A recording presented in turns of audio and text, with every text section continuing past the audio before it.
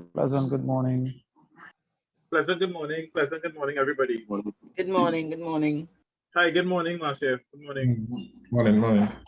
Good morning, Mrs. Spencer. Good morning. Morning. Good morning, everybody. Good morning and welcome.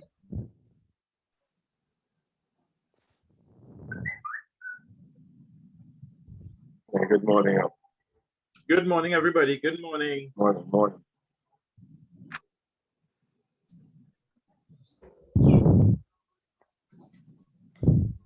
Pleasant morning, MTS. Pleasant morning.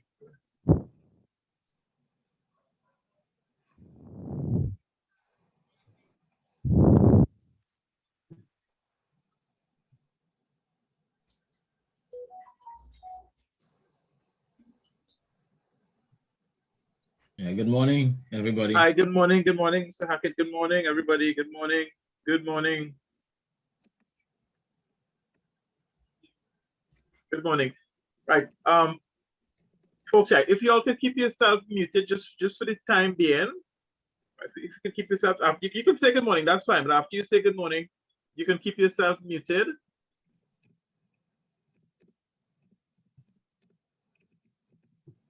Good morning, guys. Hi, good morning, Jefferson. Good morning. Good morning. I'm finishing up a little circuit there, so if you see my camera off, I'm hearing you all, but right, so but my camera will be off. That's cool, man. You're putting in some work, I can tell. yeah, them boys and them doing some stuff here. All right. Nah, that's awesome. I'm glad to have you. Glad to have you. Right, morning, everybody. My name is Dion Lafoucade. I'm the technical director for the Trinidad and Tobago Football Association. On behalf of the TTFA and the FIFA Trinidad and Tobago Normalization Committee, I'd like to welcome each and every one of you today. And I'd like to start with a little prayer. Dear God, thank you for this opportunity for us as coaches to come together and share ideas and interact with our fellow coaches from different parts of the world and from different parts of Trinidad and Tobago and the Caribbean. We thank you for this opportunity. We ask, oh God, for your mercy and your guidance and your wisdom. In Jesus' name we pray. Amen. Right, so I'd like to also give a special shout out to Rodolfo Abubakar. Again, he's on today, and Rodolfo is quite commendable. You know, obviously, they still being a current player, and I guess transitioning into coaching.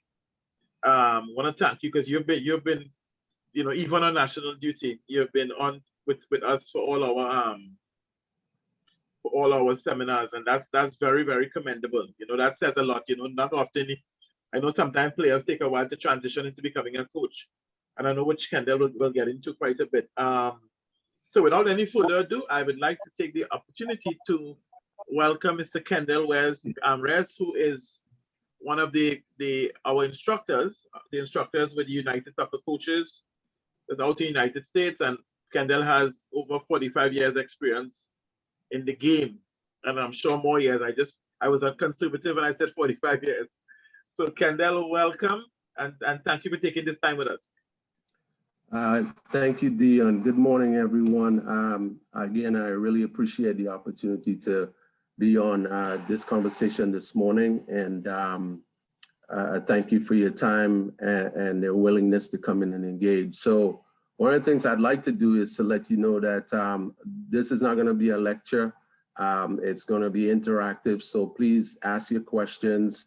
And I have a few talking points that I will touch on, but obviously we're looking at the conversation centered around personal and professional development, and then finding your niche in the coaching arena.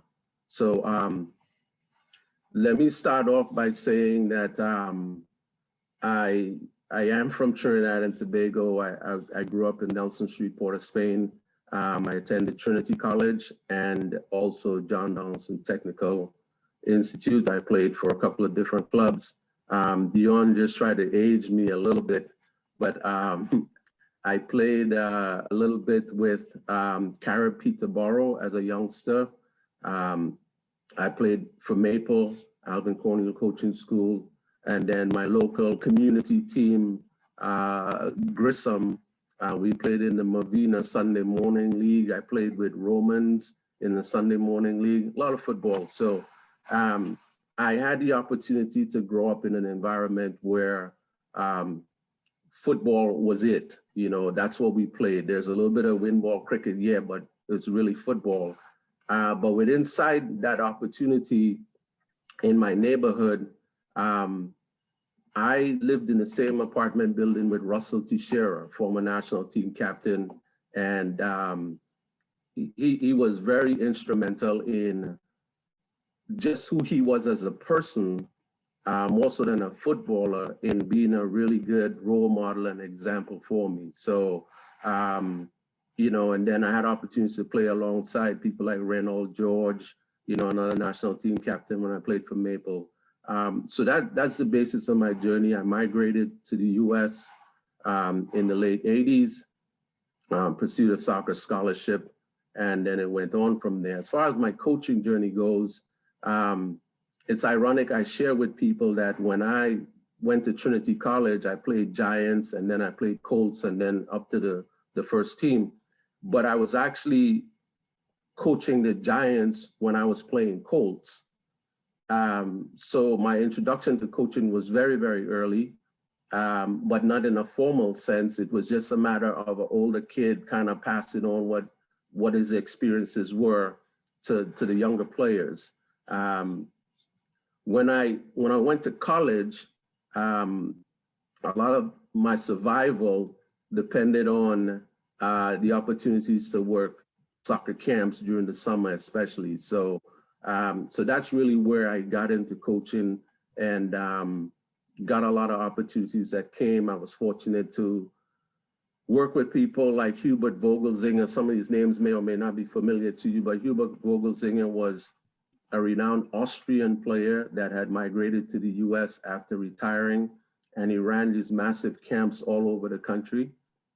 And so I got a chance to work under him, with Tarantini that played for Argentina, you know, and guys from all over the world. So I was in a place where, even though I wasn't pursuing a coaching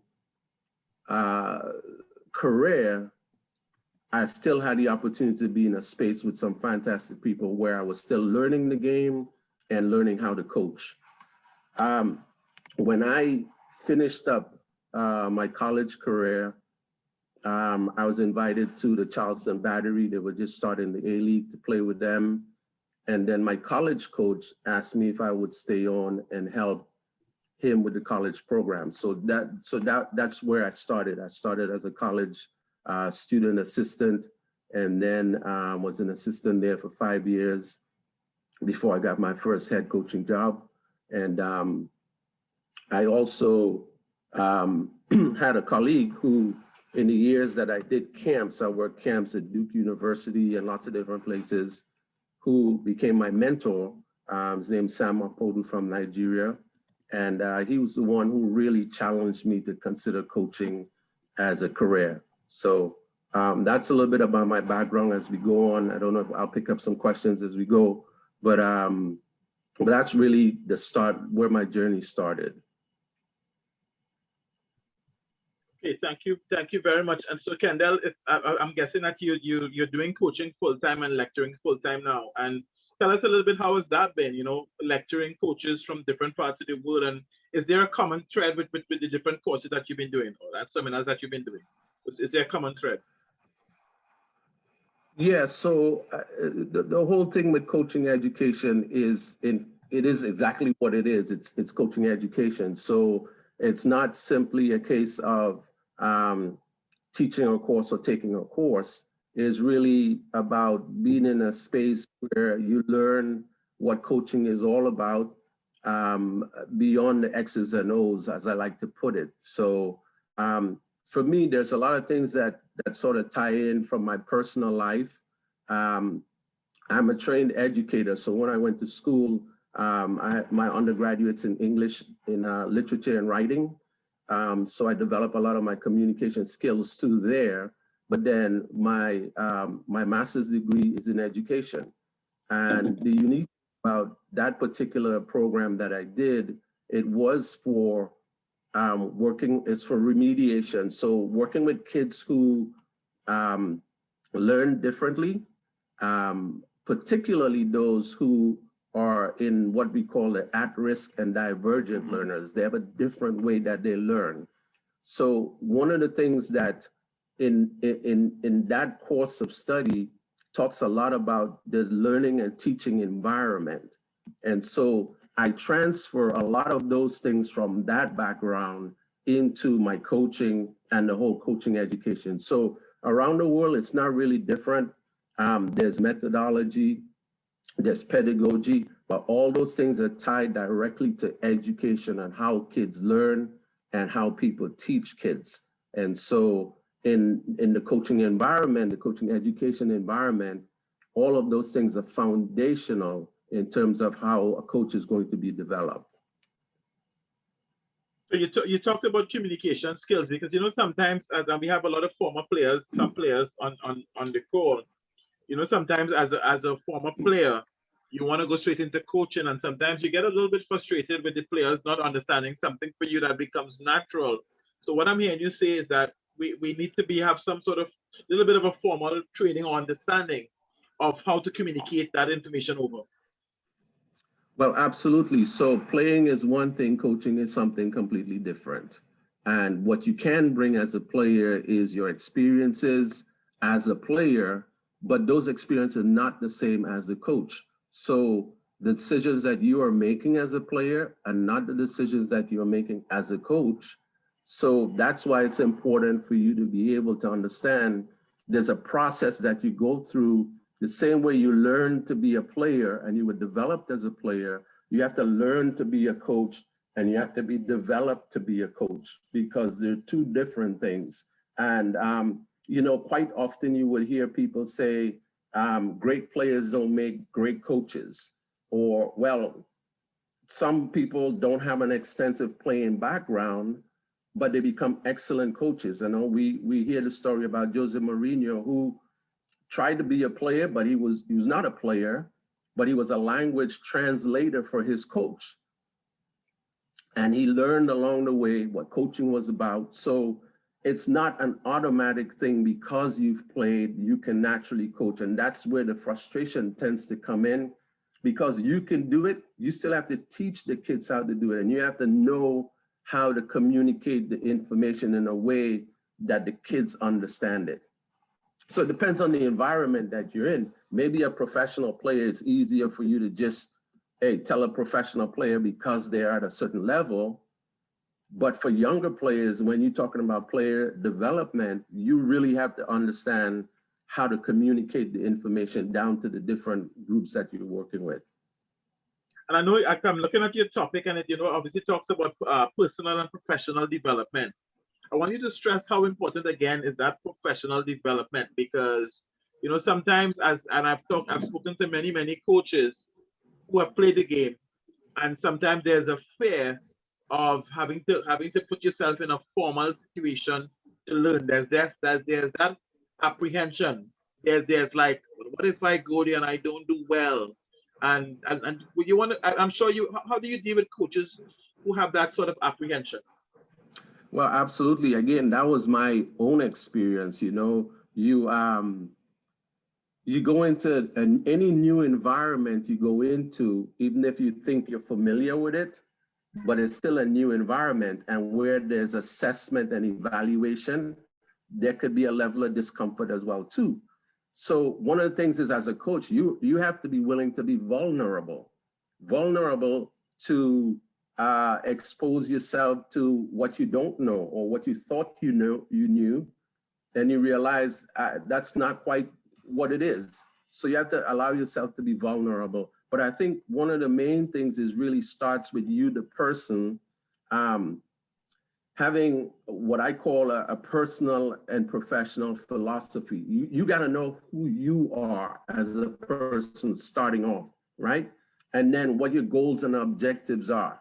So it doesn't matter if it's an uncomfortable environment. If you know who you are and you go into the environment because you want to achieve a certain objective, then the vulnerability is not as bad as as it may feel, it's not as bad. So personal philosophy, you know, who you are, what are your guiding principles, what are the values that you have as a person that allows you to shape your thoughts and your ideas as you go into the coaching realm or the coaching profession, because you're going to be dealing with people, whether they're above or below, you're going to be dealing with people, and how you are able to interact based on who you are as a person becomes really, really important. Talk about challenging environments, right? So when I went to do the very first course with United Soccer Coaches at the time, NCAA, I was fortunate that my mentor was already an instructor, Sam Makodu. And before course starts, the staff comes in 3 or 4 days prior to the start of the course, and they go through a whole process of their topics, what they're going to teach, and they do field sessions, they walk through everything. And so this is the entire staff sort of evaluating everyone before the course starts.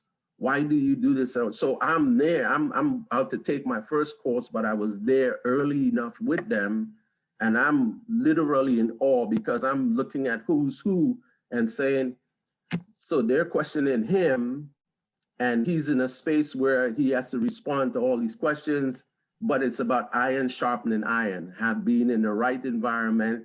But that in itself was intimidating to me, even just watching from the outside. So, but you have to make yourself vulnerable. And these are guys who were seasoned educators, but they still had to be in a space where they were open to other ideas and learning, and people evaluating and assessing what they were doing. So from what you're saying, Kendall, it's a question of not being afraid to take that step, you know, that leap of faith, so to speak, and just putting yourself out there and not worrying about too much about if I pass or I fail. It's about what knowledge have I gotten, you know, in terms of teaching, because teaching involves methodology.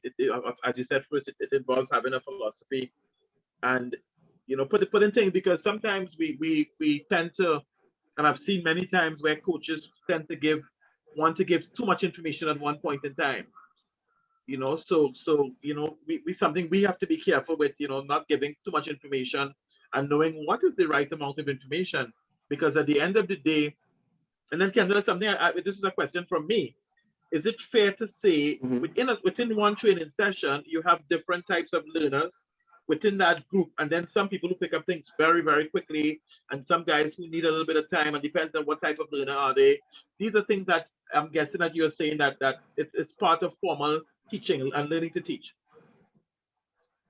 Right, exactly. So I parallel everything again because I have a background in education. So I parallel coaching right alongside what we call a teacher and the soccer field, a classroom. So there's certain things that teachers are trained to do in a classroom in terms of the classroom organization, classroom management, and then the designing of a lesson, which is designing your practice, your lesson objectives, and then your learning objectives. And then in the classroom, not every student in there is learning at the same rate or in the same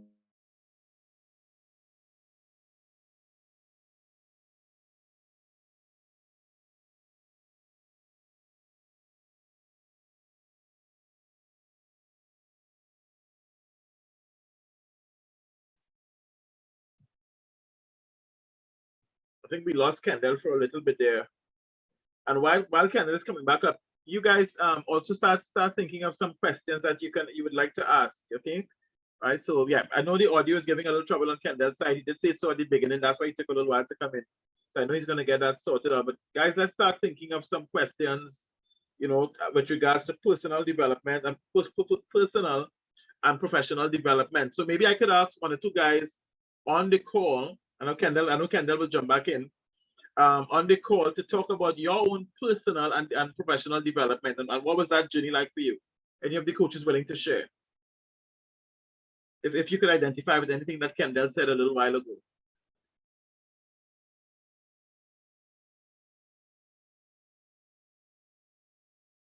Anybody would like to share a little bit about your development as a coach? Did you go straight into coaching and did you play? And then I'd love to make it very interactive, guys. And ladies, sorry.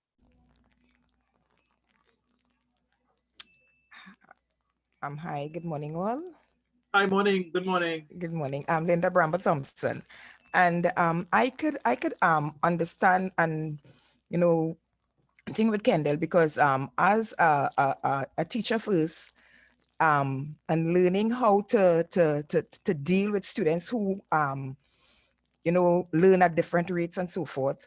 I got into coaching because of the fact that I played first, and then when I went, because I am a physical education teacher, I got into coaching when I started my own girls team.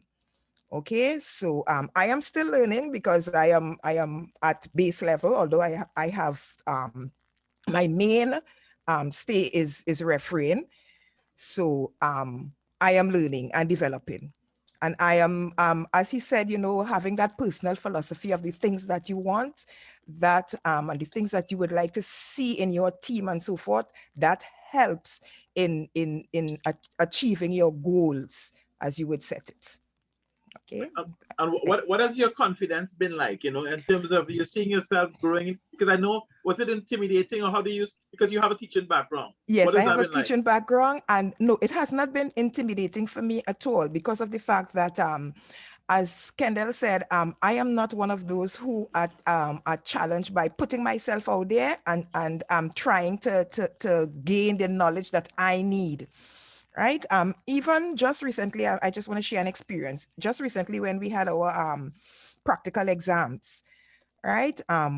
I usually do football, assess the football, but I didn't do it this year. And when I went to take my children to do their exam, I was really impressed with the person who was doing the assessment. And as I told the person, I said, you know, I have learned some things that I could take back into my classroom and into my coaching, because some of the things I did not know. And the way how he did it, it was so easy that it gave me some ideas to do with my class. So I am saying that, you know, it's never, you're never too late to start learning, and you are supposed to be always open and receptive. This meeting is being recorded. Yeah, receptive to what is being taught. Even if you are, you know, into it for a long time, you can always learn from somebody else. Now that's awesome. Proud of you. Keep on keeping on. That's awesome. Of course. Proud of you, and thank you for sharing your story with us. Okay. Can we have some other coaches while Kendall is getting his audio sorted out? Can we have some other coaches to share? Richard Hackett. Richard, go ahead, please.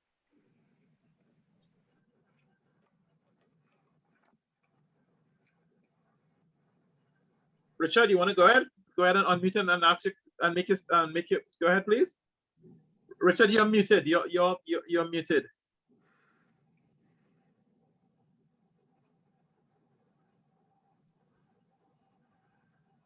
Richard, you're still there? Richard Hackett, you're still there? Can you unmute and make your point, please?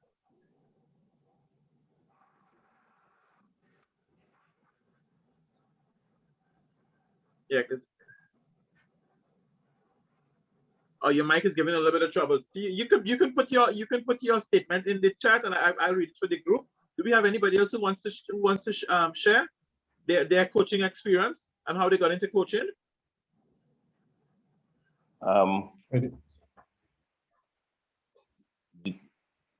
Sure, Jefferson, go ahead, please. Go ahead. Okay.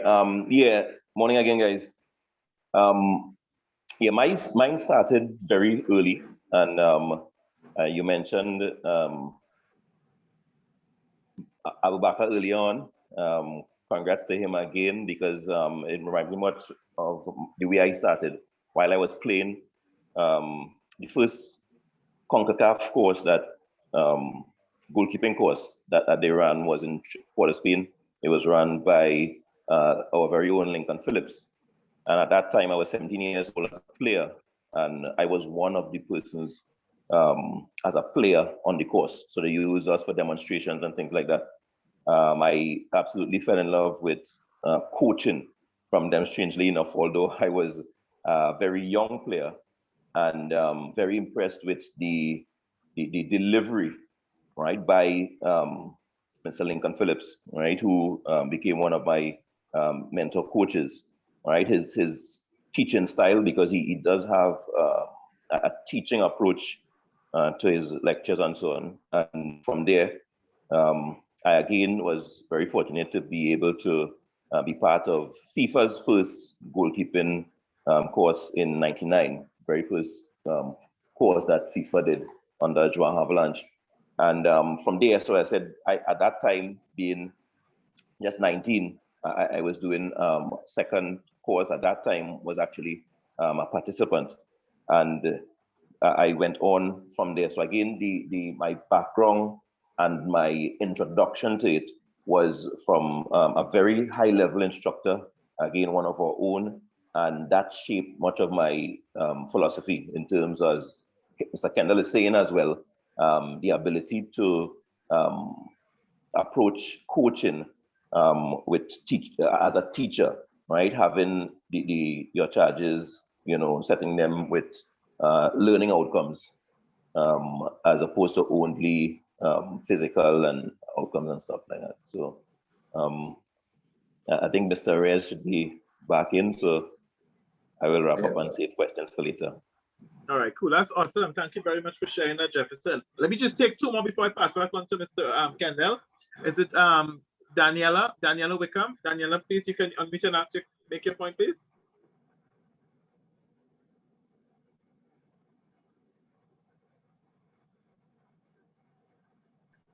Is it Daniela Wickham? Hello. Okay. Morning. Hi. Morning, my dear. Morning. Guys, but it's Denise Wickham. Oh, Denise, sorry, my dear. Yeah, my career started in 2001 when I worked with the professional team, W Connection, and I got the chance to do my first coaching course, which was at English in the CFU English Level 1, with some people from England who host the course. My career started in 2002, where I play under 14 team in a Milo competition. So during that time, I went out the Central Zone, I went South Zone in under 14, and I was playing in South Zone quarter. It was a qualifier. And while coaching them, we playing a game against 14 Civic. And a first time experience now, and these training the stand, Civic was leading us 1-0, and these training the stands are saying, ABC Connection is a pussycat, and names, all kind of different names they were calling. But in my first time experience, and I was like, oh, good boy, what I get myself into? It's something, I played football, so that my passion was to coach and to develop young players. So while I don't get coaching, I ended up coming and winning and ended up reaching to quarterfinal in my first experience as a coach. And the game, I am in playing football and developing the players, and then my passion and thing is to bring them up to a certain standard and teaching them the games too. So it's a passion, it's my passion. And I'm guessing, Denise, that you continually, because you've been on here quite a lot, which is excellent. But you continue developing yourself professionally as a coach as well. Yeah, because I am right now, I kind of the head coach in the academy. So I take as much development as I could. I did a lot of online thing. I do a lot of courses and participation course. I did 2 with you, with the Italian and the Manchester. So I developing a lot and learning from the professional side of it, because I work with a professional team, which is the connection for them now. Yeah, that's awesome. That's very, very commendable, Dennis. I want to ask you to continue in the same vein. That's awesome. And can you unmute and make your point before I pass over to Kendall? So Coach, please. Morning, everyone. Thanks, Technical Director. So, based on what Mr. Reyes was saying, that transition from being a player to a coach, it's a significant part in your journey as a coach. One of the things I think that makes a great coach, and I'm not too sure if it was mentioned before I came on, because as I was driving early on, is that as a coach, you're always a student of the game, and just like Jefferson had mentioned, my foray into coaching started very early at about 18, 19. So very much as a young player, I started off as a young coach, coaching pretty much players my age, and having been able to try to bridge that gap, because of course they see me as their peer and not as their coach, because we're the same age. So I learned that communication technique at a very young age. I continue to play throughout my career, and I continue to coach. So I kind of have the best of both worlds, but then sometimes you realize as a coach, or more so as a player, when you step on the field, become the player and not the coach. So there's always that little transition when you're playing, having that bit of coaching experience behind you, that you try to do but then you need to leave that up to the coach, and then having my own team, my own Fed match team, it helps me now transition from being a player full-time to now being a full-time coach. And with working with coaches like Desiree Sargent, one of the best in the country, people like the late great Kenny Thomas, the Jan Stedmans, the Dick Furlongs, Alvin Cornell and the Cornell clan, through Alcons. I've acquired a lot of knowledge from different coaches with different perspectives, different views, different ideologies, and it has helped tremendously in transitioning from becoming a player to a coach. So this series that the TTFA is putting on is excellent towards us achieving that journey as coaches. Yeah. I mean, if I would recommend it, I would tell players get into the aspect of coaching young, so that you get a sense of appreciation for that journey, because you're now dealing with your peers, and then you now have to instruct them. So the teaching aspect of it is very, very, very, very, very important, because you now become a teacher and a mentor in some regards. Yeah. So, I mean, my journey continues and it has been great thus far. Yeah. And I'm looking forward to achieving much, much, much, much more. Thanks, guys. Such fantastic information. And again, I want to encourage you to continue. Coach Kendall, please. Yeah, sorry about that, guys. We're dealing with technology, so I jumped back in with my phone for a little bit, and then I'm able to get back on my my desktop here. Very good conversation. So I think where I left off, I was talking about the learning, that kids learn in different ways. And there's a simple model that I use, which is tell, show, and do. So some students learn by, if you just tell them audio, right? Some are visual, if you show them, they can get it. And then some are kinetic, which they have to do it themselves to learn. So you have to be able to understand how those three pieces work in the learning process, and make sure that as you run your sessions or you impart information, that you're using those three modes so that you're reaching all of your players in the subject matter that you're trying to get across. Obviously, communication, oral, the learning how to use tone, using how to use syntax, how you use your tone to emphasize certain points, how you interact with the players, all those communication, and the non-verbal communications also important as well too. More people speak through body language than actually voice. So you can see your expression, so those are things that you have to also learn in your communication skills, is how to manage all of those different ways in which you communicate. Kendall, sometimes some of us have, let me ask you this question. Sometimes some of us, how do we learn to have patience? Because we sometimes meet players who can be very, I use the word testy. how do you deal with players, and what you recommend for dealing with players who, you know, they think they know it all, and they how you deal with those type of players? Well, one of the key things about coaching is really getting to know who your players are. So players' behavior has a lot to do with how, as you're saying, if a player is testy or whatever, but all of it comes from somewhere. So the personal relationships with the player is really, really critical. Sometimes we don't know what's going on with a player in their backgrounds, in their home environment or whatever. And so it's really important to try to connect with the player on that level, on a personal level. And players and our human nature, we would test the boundaries, especially when they're younger. They want to see how far they can go with certain things.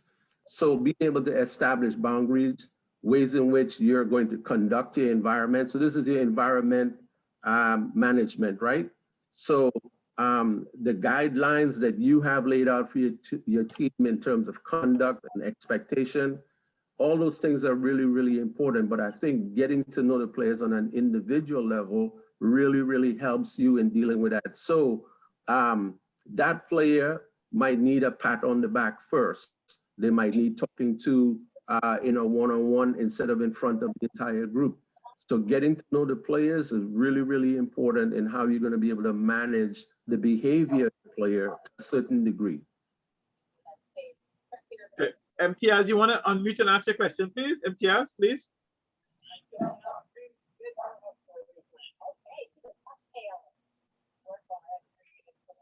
Coach MTS, you want to unmute and ask your question, please? I was just wondering, in terms of choosing players and the type of players that we want to develop, what's the more important? Is it an intelligent player on the field and on the ball, or a skillful player on the field and on the ball? That has a lot to do with, you said choosing players. So it has a lot to do with your coaching philosophy and what you expect out of your team. So you're talking about in a tryout process, all of it's going to be based on your philosophy. So we talked initially about personal and professional philosophy, but then you have a coaching philosophy that is tied to how you want your team to function, and then what your expectations of the team and individual players. So it really depends on what your philosophy is. Some people like, you know, one type of player, and some people like another type of player. It really comes down to philosophy. But you get an intelligent player, that you can't beat that, because the game is a cerebral game. It is about what goes on in your head more than anything else. So if you have intelligent players, you can't be going wrong with that. That's just my personal opinion, you know, but we teach them. So now we're talking about different age groups. We're talking about different things. Depends on the environment that you're in will determine those things. So next month, I'm working with U8 kids. I don't care what they have. They're starting from the ground up, and it's my job to go in and do the work with them. So, you know, in the college environment, when I coach in university, again, that's very different, right? A lot of that recruiting is done based on specific needs that the program has. I need a left back, or I need a center mid, or the case might be. So it really just depends on the environment that you're in. But all of it's tied to your coaching philosophy on how you go about identifying and choosing the players that you want. Coach Kendall, you know, a lot of coaches sometimes get torn because, you know, with regards to coaching younger players, you just talked about, you know, you obviously you worked from semi-pro, come from all the way down, and now you're going to work with U8s. How many, you know, some coaches think that I don't need to work with the younger kids. That's not really coaching. And for me, that's where, in my opinion, my philosophy is that that's where you cut your teeth really, you know, coaching with the younger players, because we talk about the golden age of learning, and that could be, some people say between 7 and 11. But what do you want to share about the coaches who think that I should only work with the younger kids, or I should only work with the older kids? So any advice on there, please? Yeah, sure. Well, it's not a case of you should only work. there are different things that are required for the different age groups and or environments that you're in, right? We have amateur environments and we have professional environments. So it depends on the environment that you're in, okay?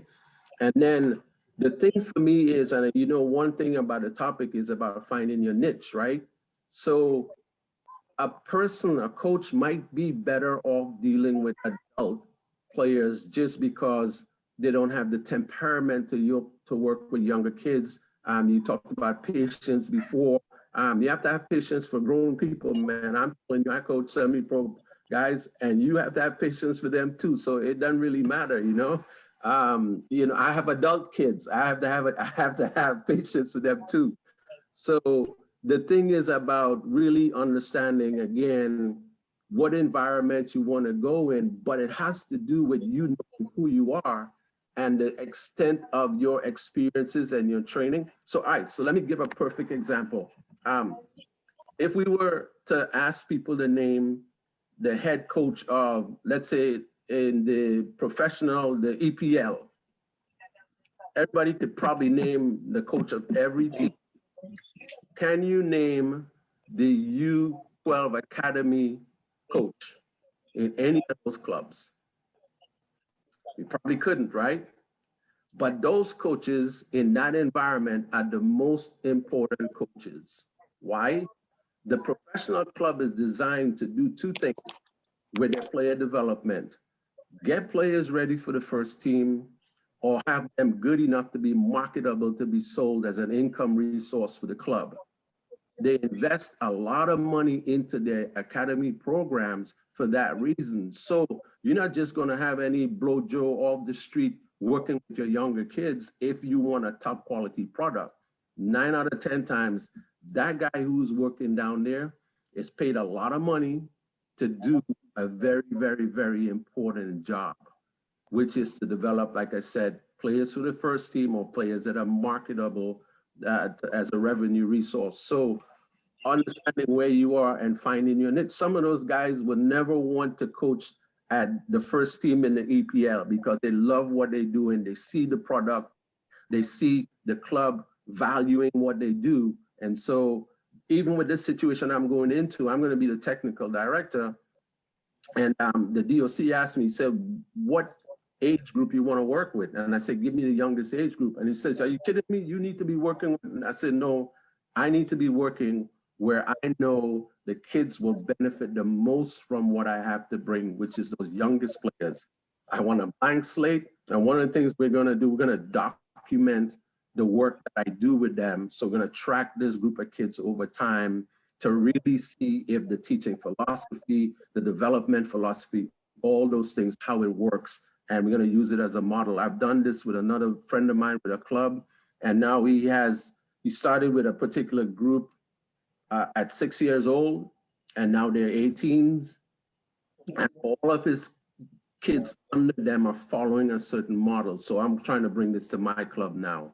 So it just depends on where you are. The environment that you're in is going to help you understand which space you want to operate in. And you have to be comfortable in that space. You know what I mean? So I coach university for 17 years, and I have very interest in coaching university because I like the development side of the game. So in university, there's very little development that's going on. That's strictly a winning environment. So so that's not an interest for me. I rather work with kids in the development side of the game at this point.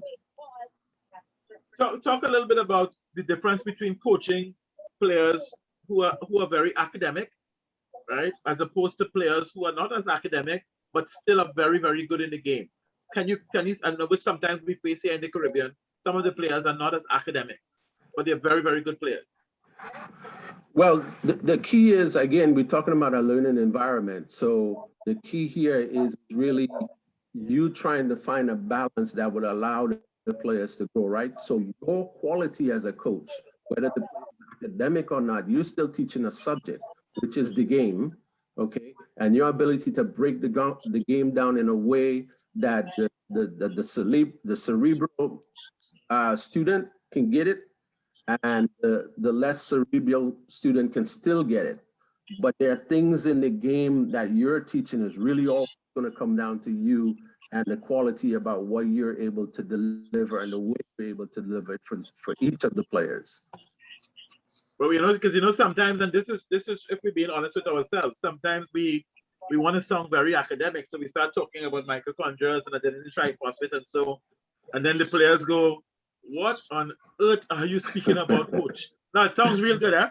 It sounds real good because our coach is real knowledgeable. I don't have to see what he's saying. But the thing about it is that the players don't really care if you're knowledgeable. They just want to know that you care about them learning and them developing. They care about them as people. That's what players actually really care about. So what is the point of trying to speak like a rocket scientist and nobody knows what you're talking about? So it's pointless. That's not teaching. That's going, you're not sending the physics teacher into English class. It would be pointless. You see what I'm saying? But you can send an English teacher into any classroom. So you just have to know where you are and who's your audience. That's part of your professional development. We have personal and we have professional development, knowing who your audience is. So for example, if I work with coaches, if I work with players and I go into an environment where I'm working with coaches, my disposition changes because I have a different audience. The coaching environment, they're going to know what those words mean. In the playing environment, they're not going to know. So I have to be able to move from one sphere to the next sphere because I understand the audience that I'm addressing. Okay, guys, we want to make it very, very interactive. So please come on and ask your questions and make your statements. Right, and I like what MT has just put in it. It's about a passion for teaching. What about, as a coach, you want to develop yourself, but funding is not the easiest to come by. How do you develop yourself? Well, so that's a really good question, right? So this is on the professional side of your development. If you're able to, so I'm trying to correlate this to your environment because my environment's a little bit different, right? But if you need to get sponsors, okay, you want to do a fundraiser, there's certain things that you're going to have to be able to create for people to buy in order to make contributions to what you're doing. So again, how you develop a mission and a vision for your club, all right? Those are two important things because those people will tell the story about why you're doing what you're doing and why it will be important for somebody else to partner with you in terms of providing financial resources. And again, those things can come in a written format. So understanding how to do things, maybe learning how to write a grant. So that's one of the things in my career I learned how to do was grant writing, because I worked in a particular academic program that was run on grants. So I had to learn how to do that. But grant writing is very important in our environment. There's a lot of nonprofit organizations here that need money to run their football programs. And so as a coach, learning how to write those letters, how to write asking for a grant, asking for a sponsor, those things become really important. So that's some of the professional development you could be doing that carries over into your football coaching career. Yeah. And I love what you're saying. I'm going to give a little full disclosure here. So I worked in an area in Trinidad called Gilbert Park. And some of the parents, they own different companies. And I had this passion, as MT has talked about just now, I had this passion for learning, and I'm still learning. And I started to write companies asking them for help to become a coach. I want to become better as a coach. And I can tell you the amount of, I call it blank letters. I got blank from a bunch of different companies.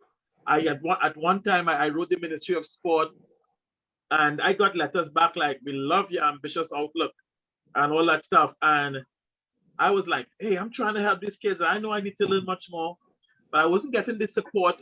And then, you know what I told myself one day? People take loans to go and get a degree. So you know what? I'm going to approach the bank. And when I approached the bank, what happened is that some of the parents who their companies didn't give me money, they still wanted to stand security for the loan that I took. Well, you know, coach, I think we trusted me well enough. And eventually I got some loans from the bank, which allowed me to go and do different courses. Because you know, these courses are not cheap. But for me, I'm a testimony of where there's a will, there's a way, because my background, I couldn't afford to just put out $2,000-3,000 US to go and do a course. That was impossible, but I still found a way to do it. Yeah, absolutely. Well, again, we're talking about career, right? So anything you're going to invest in for yourself and your career is worth it, you know? So it's just a matter of finding what that situation is working for you, and then you pursue it. Coaching education is not cheap at all, you know? And as much as I've been able to do, I've been blessed to, at the time when I was in the university, it was part of my my compensation package that they paid for professional development, and then I've gone out of pocket. Today, with the amount of technology we have, there's a lot of stuff out there that's free. So I'm not trying to plug United Coaches, but even there, you know, if you're a member there, there's free courses online. I just did, in the last 3 months, I just did 5 courses online. And the reason why I did those, because there are areas that I wanted to go polish up on. And yeah, I'm an educator, but I'm always learning as well too. But because I'm going back down to the youngest players, I went and did some things there that will help me kind of polish up for going back to work with the younger players. And then the new area is performance analysis. So I went and started doing a series of courses in there on performance analysis, because that's one of the areas that is becoming more and more prominent now in coaching, using the technology. So I want to learn that, but also just another way to keep myself going. You know, it's an ongoing process. It's a never-ending process, and there's lots of information out there that you could tap into. Some might cost you, you know, some money, and there's some that are free. It's not always about just getting a coaching credential. Education is a broad range of learning from lots of different things, you know. And I've been fortunate where a lot of things that I do in coaching, that I've done in coaching and education, I can carry into other industries. I've worked in the academic industry, but even 2 years ago, I was brought into work in Mercedes-Benz in one of their companies. As a team supervisor. They were having problems getting their teams, because all these companies have teams that work on certain projects, right? And so they brought me in to do a program on how to manage and lead teams. It's ironic, all of my soccer, I just brought into the room with me. And okay, it's not soccer, but it's here, but it's still teams. I still have to have the team organized. I still have a team captain or a team lead. I still have to have performance evaluation. I still have to do all of those things that I do in soccer, but I now just do them in a different environment. So that goes hand in hand with, you know, that personal and professional development. Coach Kendall, I want to ask a sort of a hard question, you know, because I understand the environment we're in Trinidad. So yeah, there are many, many different coaching schools, many clubs, youth clubs, and they sometimes tend to fight for the same players. And one thing that happens here a lot is you find that a coach will put down another organization to build his organization up, or him or herself up. Is that helpful to us for the game? Because let's be honest, it does happen in our environment. Obviously, where you are in the States, it's well spread out, and you're not fighting for somebody from Pennsylvania, or, you know, here we want to be on top, you know, but we tend not to want to work together. Can you talk about that? I mean, I know that's a little bit of a testy topic, but it's the honest truth. Okay, so let me just tell you this. Exactly what you described happens right here. And it happens here because there's one driving factor in the game these days, and that's money. Okay, so every club, every academy, it comes down to the money. So in my city where I live, okay, we have about 350,000 residents here. There's 4 local clubs, and I can guarantee you every season there's a fight, kid going from this club to that club because somebody is saying, oh, don't go over there, they got this, and don't come over there because they got that. It's no different, buddy. It comes down to money. That's really what it's about, right? So they do that here. Here who build a reputation based on supposedly getting kids scholarships and, you know, to university, and people flock to them and they sell that. They sell that. Come here, you're gonna get da da da da da da da, and that's what they do. You know, there are coaches who, let me tell you one situation in my club just happened in tryouts.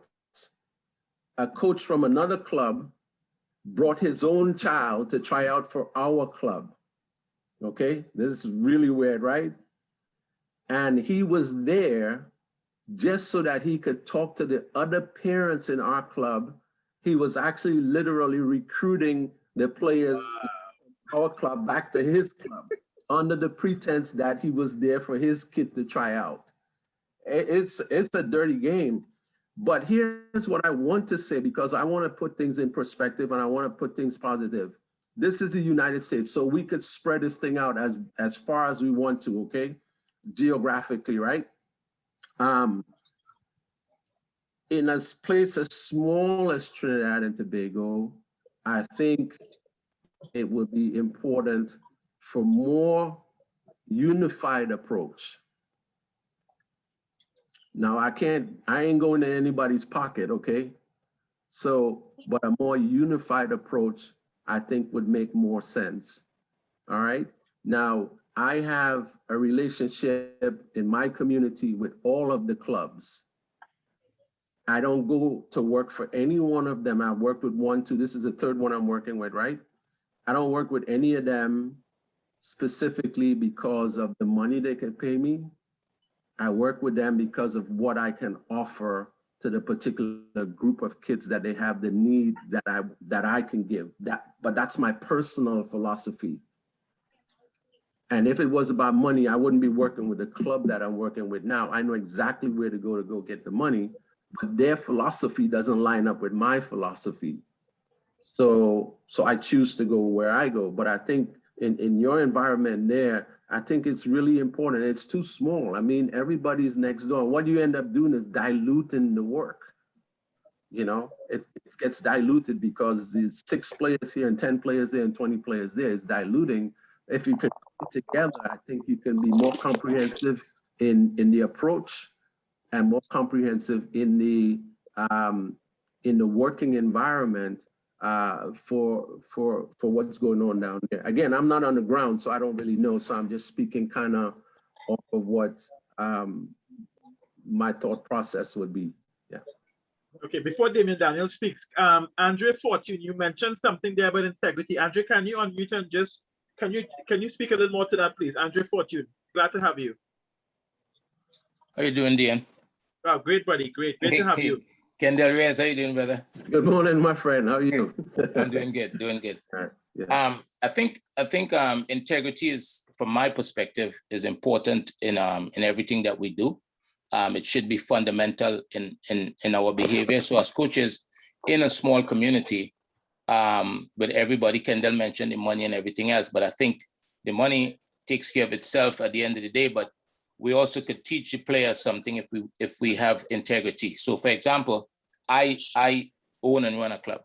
And if a player comes to me, especially in the middle of the season, asking to try out to come to another club, and I know the staff of the club that he's coming from, I would call them and say, hey, what's the deal with so-and-so? He's asking to try out, or he came over and try out. And yes, there's a potential that he's going to go back to that family and try to give them what they need to keep them, because in his mind it's about money. But what it does is it also says to the player, right, that there's a way to behave, because the fact that player is looking to leave that club, he will do the same to me in the long run. And it also gives me an opportunity to learn something about that family. So in the event that they do come to me, I will also have a body of information that would help me deal with them. I would know what to expect.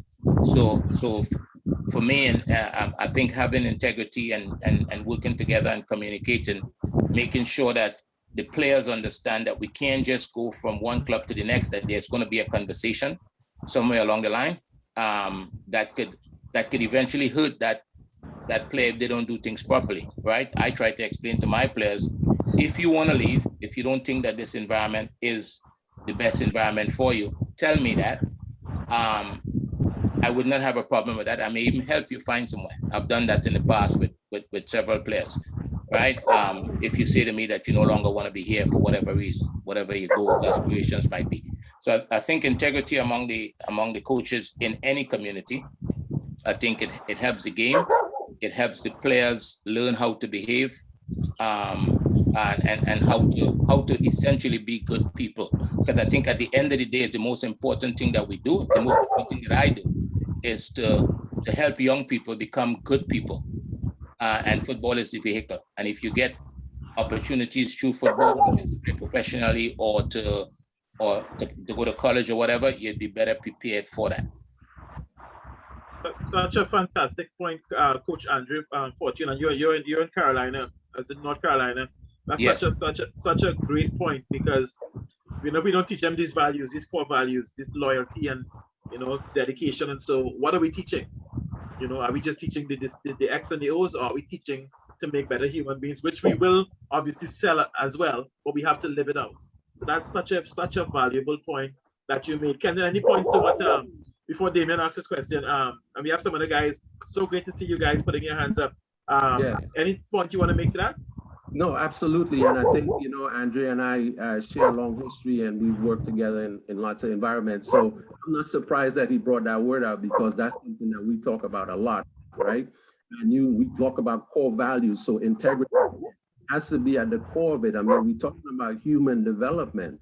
So what example are you going to be showing the kids in the way that you operate? And I think that's what Andrew alluded to. The way we behave as coaches is the way that the kids are going to be developed and the way that they're going to respond. So integrity, among other things, are in line with those core values that you have to have as a person, and that you have to be committed to demonstrating to the people that you're in care of. Yeah.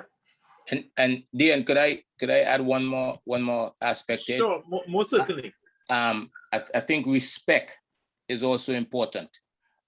Because if we have respect for each other as coaches in a community or as people in a community, we are involved in a sport that's very emotional, and there's always going to be the potential for conflict.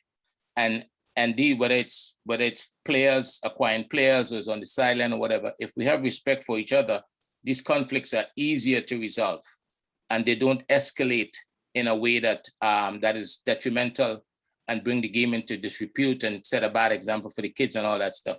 So I think respect is also another area that would help the game on the whole, help the development of the people that we work with. That's awesome. That's awesome. Respect, integrity. All these words are so important, but we have to actually live it out. And we will make mistakes from time to time, but it's to apologize and move on and let us keep going from strength to strength. Damien Daniel, can you unmute and ask your question, please, Damien? Yes, thanks. Good morning to everyone. First off, I'd like to apologize. At this point, I can't turn on my camera, but I do remember that Jefferson spoke about the same professional integrity and development and making sure that our cameras are on. So I just want to acknowledge that I do know that, but at this point I can't turn my camera on. But Kendall, you talked about the coaches being diluted if they stretch too far. Can you speak on the other facets of preparing players apart from coaching, the different skills, so like the psychology, strength and conditioning?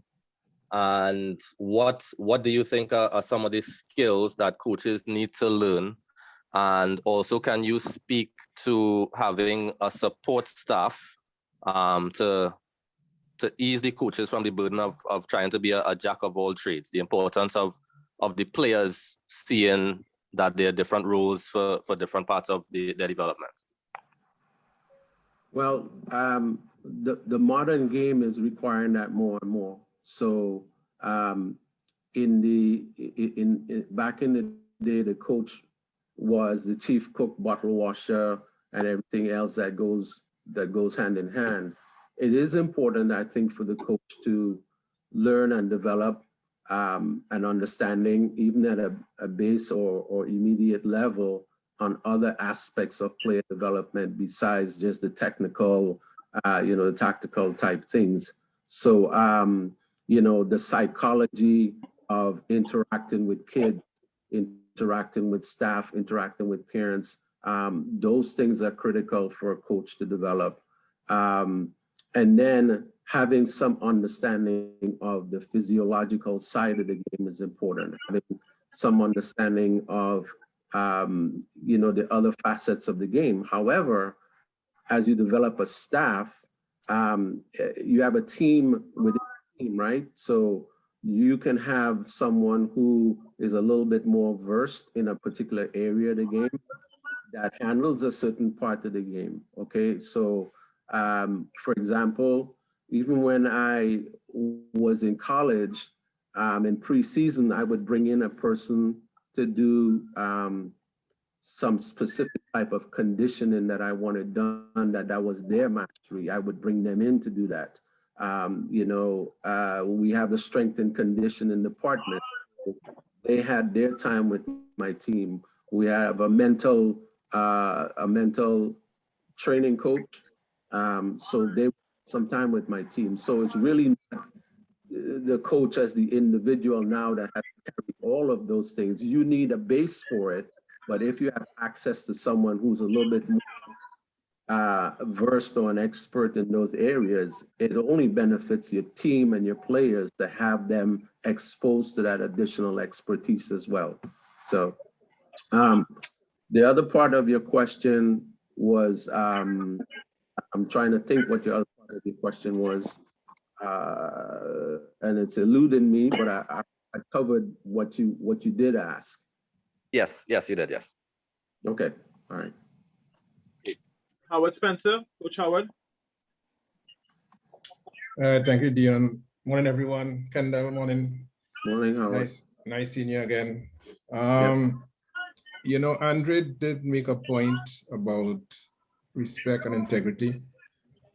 I think that's so important in coaching, right? And I noticed Linda did put on a chat about secondary schools and coaching of players, and that's something that I think I don't know what could be done to stop it, but it really depends a lot on the coach of the school, because every school, I mean, I went to many schools, Princeton, Destiny, Current, Azure, right? And my passion for the sport, I made sure that there were teams at all those schools, right? And we have a psyche, a philosophy. I mean, Justice Cyrus spoke about it last week. Our parents would love to see their children go to what they call the so-called prestige schools, the Pres, the Naps, the Benedicts, right?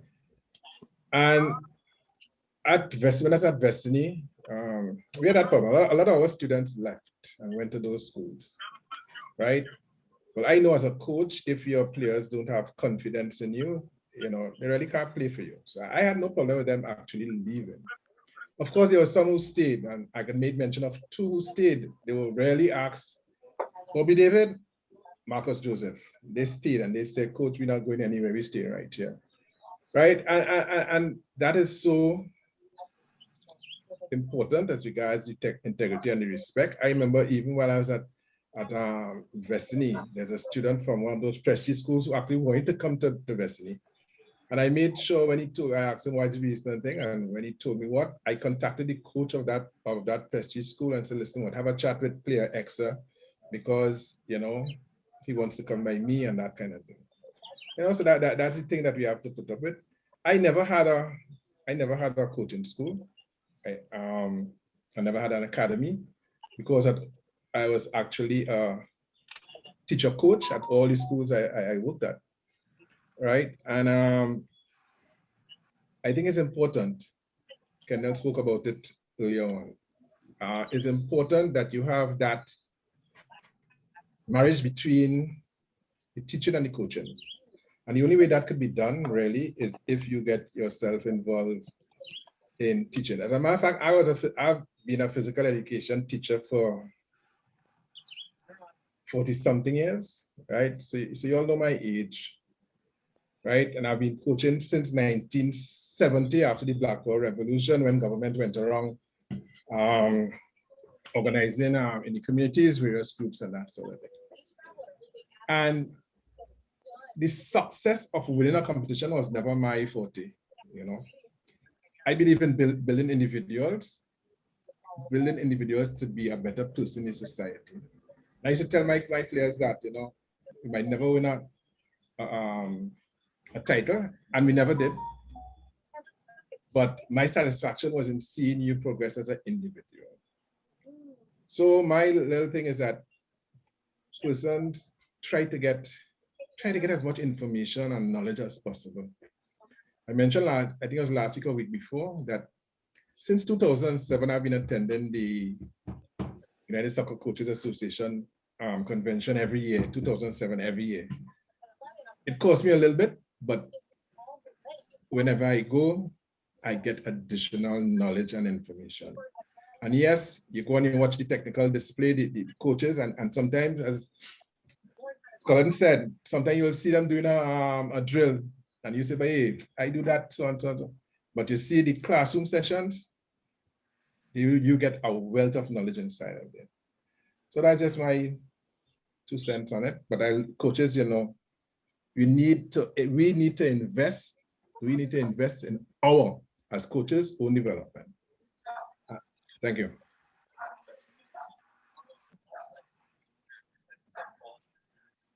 Coach Howard, thank you very, very, very much. Very, very much. And that's, you obviously have a wealth of experience in developing, firstly, human beings, better human beings, which I think every society would love.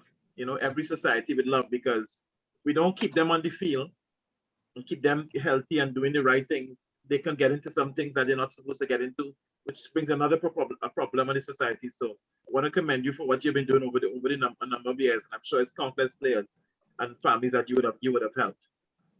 Coach Kendall, anything you'd like to say to that?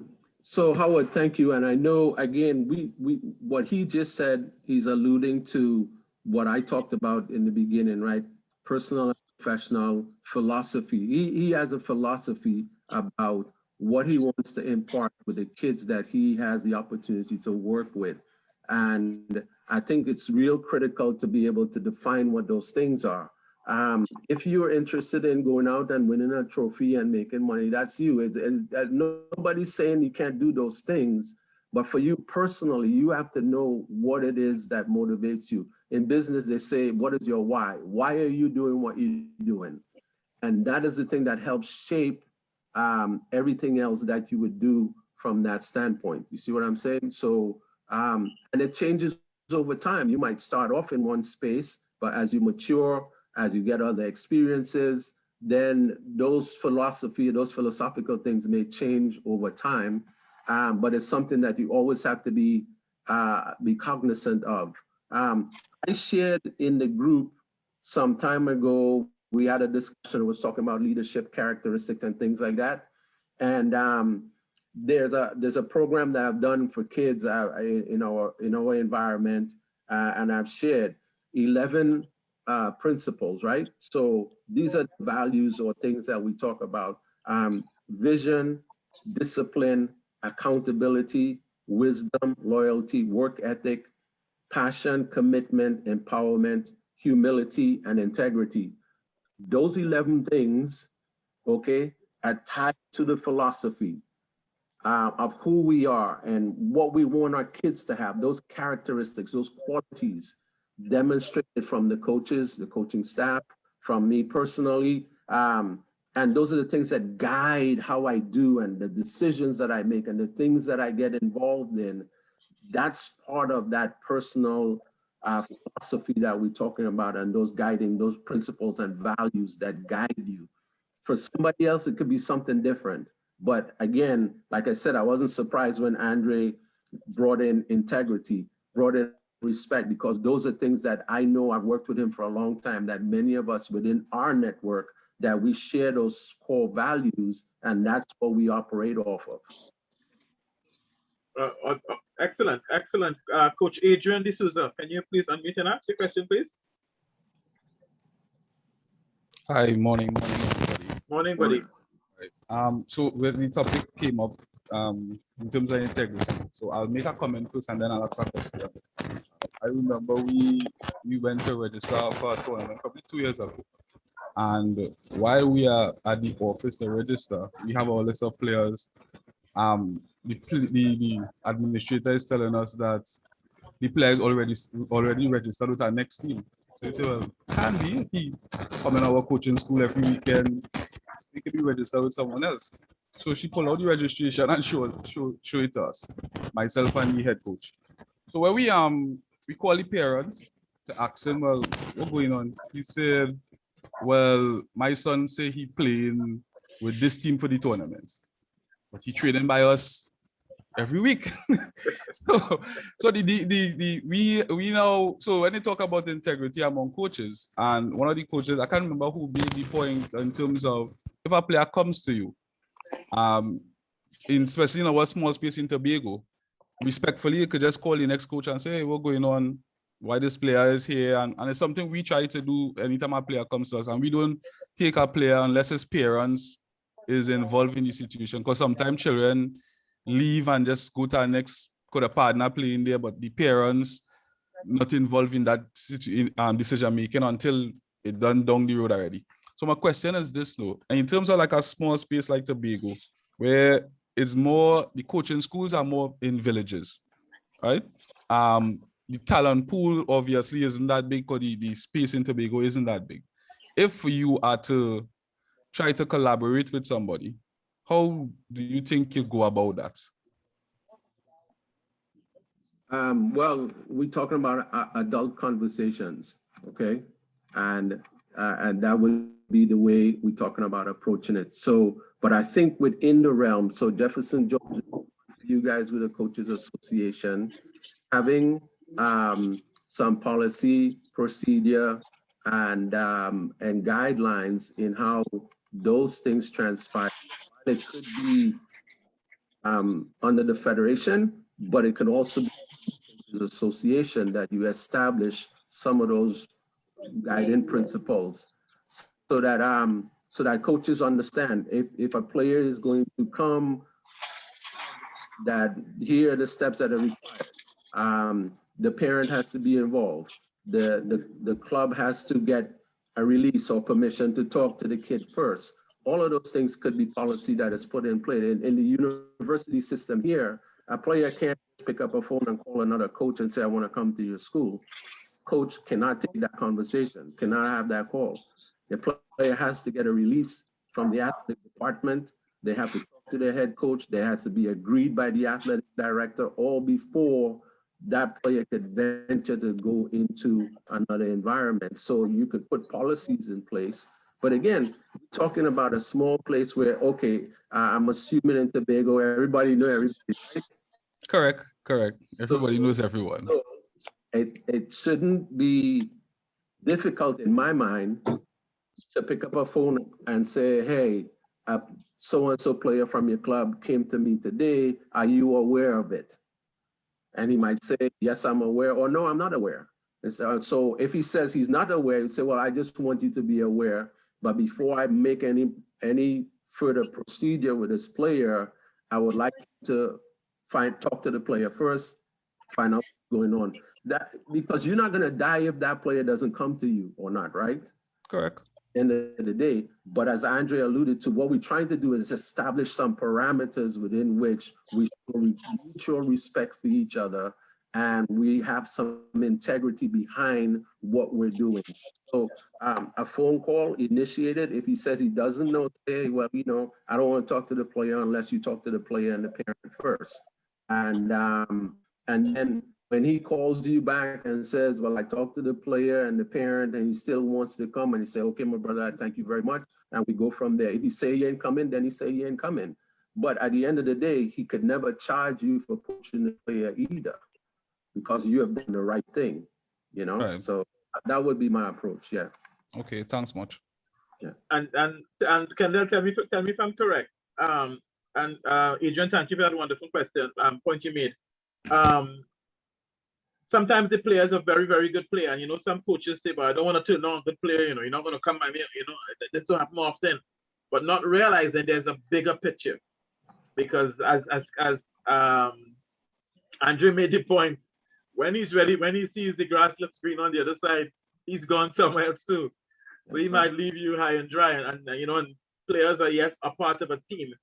And not to make the player feel that they are so special that when you come by me, I'm going to give you everything. I might give you free cleats or free football boots and uniforms and some of the things that pass behind, you know, these different deals. And I can give you a million stories from my experience, Kendall, with regards to, you know, and I always had this approach, to be quite honest with you. I had a couple 100 kids in my school. And I'll be honest with you, I didn't miss the kids until somebody said, you know, so-and-so is going next door. Right. Because I had a lot of kids, so it wasn't that problem for me. But I just felt sometimes, I'll be honest, a little bit hurt that the parent didn't have the decency to say, coach, I'm taking my son or daughter to X, even though they're next door to you, and thank you for whatever time you spent with them. And because you never know, it's a revolving door. It's a revolving door. I could give you stories of people who see you and they pass you straight. And you sometimes left wondering, wow, this is the same person I tried to invest my time and expertise with, and I really cared about the kids. You know, so it does feel a little bit hurt sometimes, get you a bit hurt. Yeah, so let me say this, right? The environment that we're in, these footballers are not gonna be footballers forever, but they're gonna have to live lives at some point in time, right? So those things become so critical. At the end of the day, it's not just about a good player, is it also a good person? You see what I'm saying? So a player could go into a space and be a thief and stealing things out of your kid's bag. So he's a good player, but he's not a good person. You see what I'm saying? So what the quality and the character, the person that we're dealing with as coaches, those are the things that we really want to embed in them alongside the football or through the football, as the football as a vehicle. By the end of the day, that's really what you're dealing with. And I think if a parent don't have the courtesy to contact me and say such and such is going on, then that's not a person that I want in my program anyway. You see what I'm saying? So you have to know what those boundaries are. At the end of the day, we want, Spencer alluded to it, we want these kids, when we're done with the work that we're doing with them, that they could be productive members of society, that they could be influential in the spheres that they go into beyond just the football. Because at some point in time, there's football, okay? Yeah. Deon, could I? Sure, Andre, go ahead, buddy, go ahead. So one of the things back to Adrian, well, your point about the fact that it hurts, I think this is a business that I was at the field the other day and I met a guy for the first time from Jamaica, and he's been in the business, he coached college, everything for a long time, and for some reason the conversation went in a direction. He says, look, he said, take your money now. Take your money now, because this business, there's no gratitude in this business. And I heard him, and while I could identify with his sentiment, it is not my nature, right? So I just couldn't agree, right? Because we're dealing with human beings and the future. But to Adrian's question about dealing with that situation, look, if your disposition as a coach coaching young people is that you are looking for players that could come and do something for you, that's a challenging perspective to have. The way I deal with it is when I deal with young players, a player come to try out, it doesn't matter to me what he currently have. I looking at what could I do for this player? Could I help develop this player? Could I help grow this player beyond where he is at the moment? And I think if you're looking at it from that perspective, then it's easier to have the integrity to go ahead and do the right thing, as Kendall suggested, call the coach up, message the coach and say, look, I have this player looking at me, because I can't remember a moment that I get excited about a player because he was this good and he can do this for me. It's always what I can do for him. And I think that any youth coach that's involved in developing players, I think that it probably might be a better starting point when you look at players. I love the point that you made, Andre. It's what I can do for that player, not what that player can do for me. Because if it's the other way around, you'll always be beholden to that player. You know, you'll always be like, I can't do without that player. So it's what can I help this player develop, you know, as like going through different stages of learning, even academically. You know, if in high school, I can only do so much for them until they go on to university. But it's what can I do for that player? So that's a fantastic point. Marcelo Lyndon, you had your hand up for a while. Marcelo Lyndon. Yeah. Good morning again. Marcelino, sorry, my dear. Marcelino. Yeah. Linda. You can call me Linda. Marcelino is just my first name. I just had to take that off. Right. I want to continue in the vein of that integrity and respect. And I know that persons you have already went down the road, because Mr. Reyes, I was going to ask you. I wanted to speak on coaches' integrity and respect based on an experience that I had, and I wanted the advice. Your advice, what advice you would give based on the fact that our top student league, as I said before, I am into secondary school. I'm a coach of my girls' football team. At secondary school here, our main aim is winning at all costs. So I just want to give one of my experiences with one of my female students. Now at my school, my program is discipline through sport, because as a lot of persons know, we have a lot of indisciplined students at some of those secondary schools. And we find that the more indisciplined players are the ones who will be the footballers, all those who are involved in the sporting activities. So my thing is discipline through sport. So I had this very excellent player. I must say now she has moved on. She has gotten a scholarship and so forth. And because of her indiscipline, the principal banned her for a year from playing football. Within that time, an excellent player, she had the skills and she was very academically inclined also.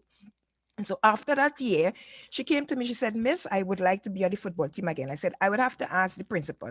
So the principal said, Miss, I think that the student has learned her lesson. You can take her back on to the team, right? My coach at that time, who is in the thing, when he looked at the players for us to decide who should be the captain, by all means, she was the person who was really keeping the team together. So we decided to let her be the captain of the team.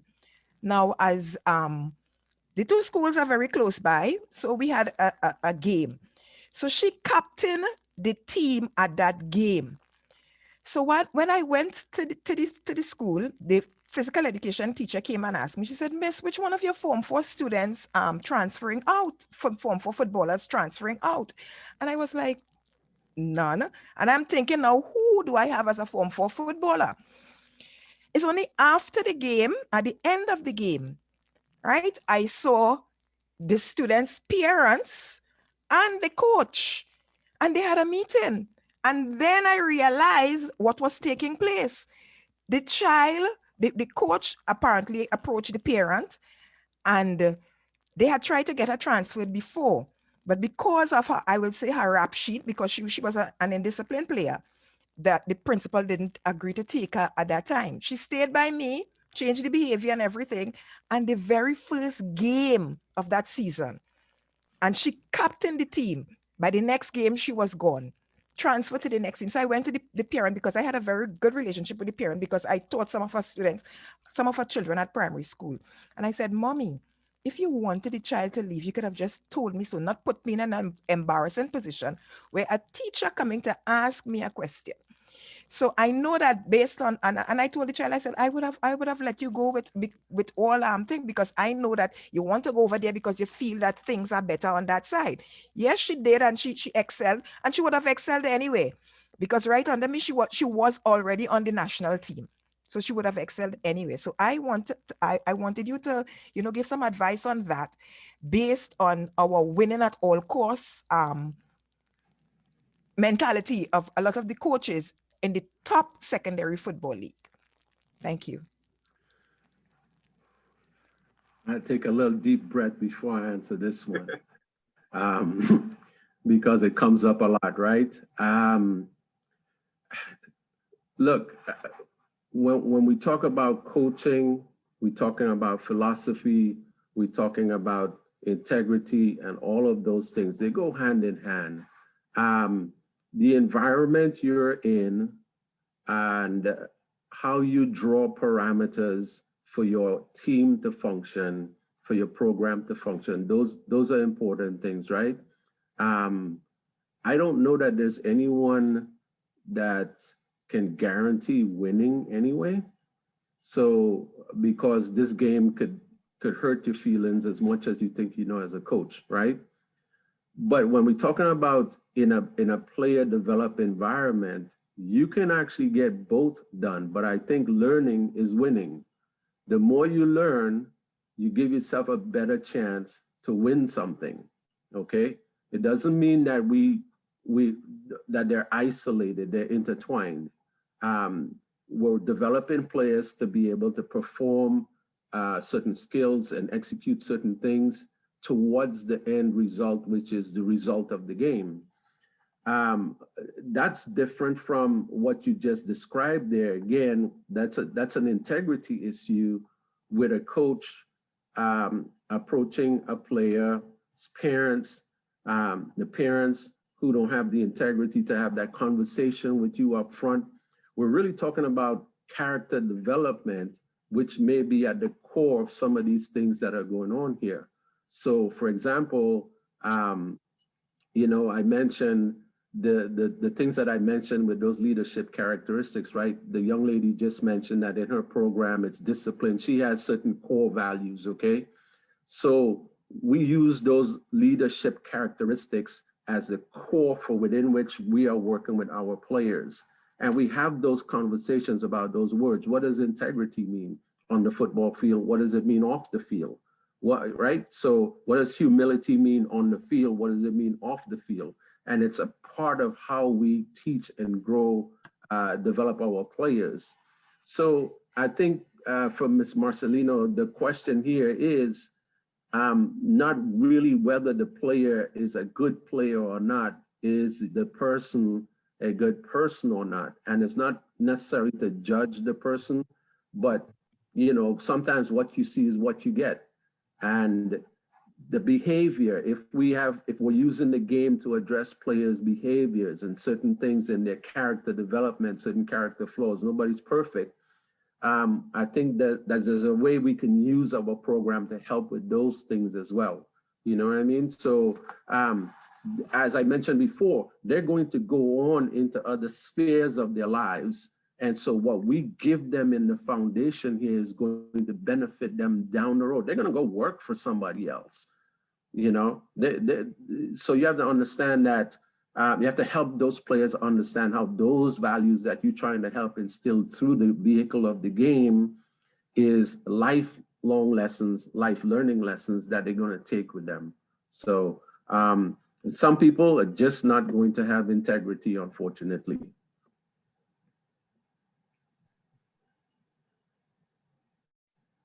That's such a fantastic point. Jefferson George, you wanted to make a point, please?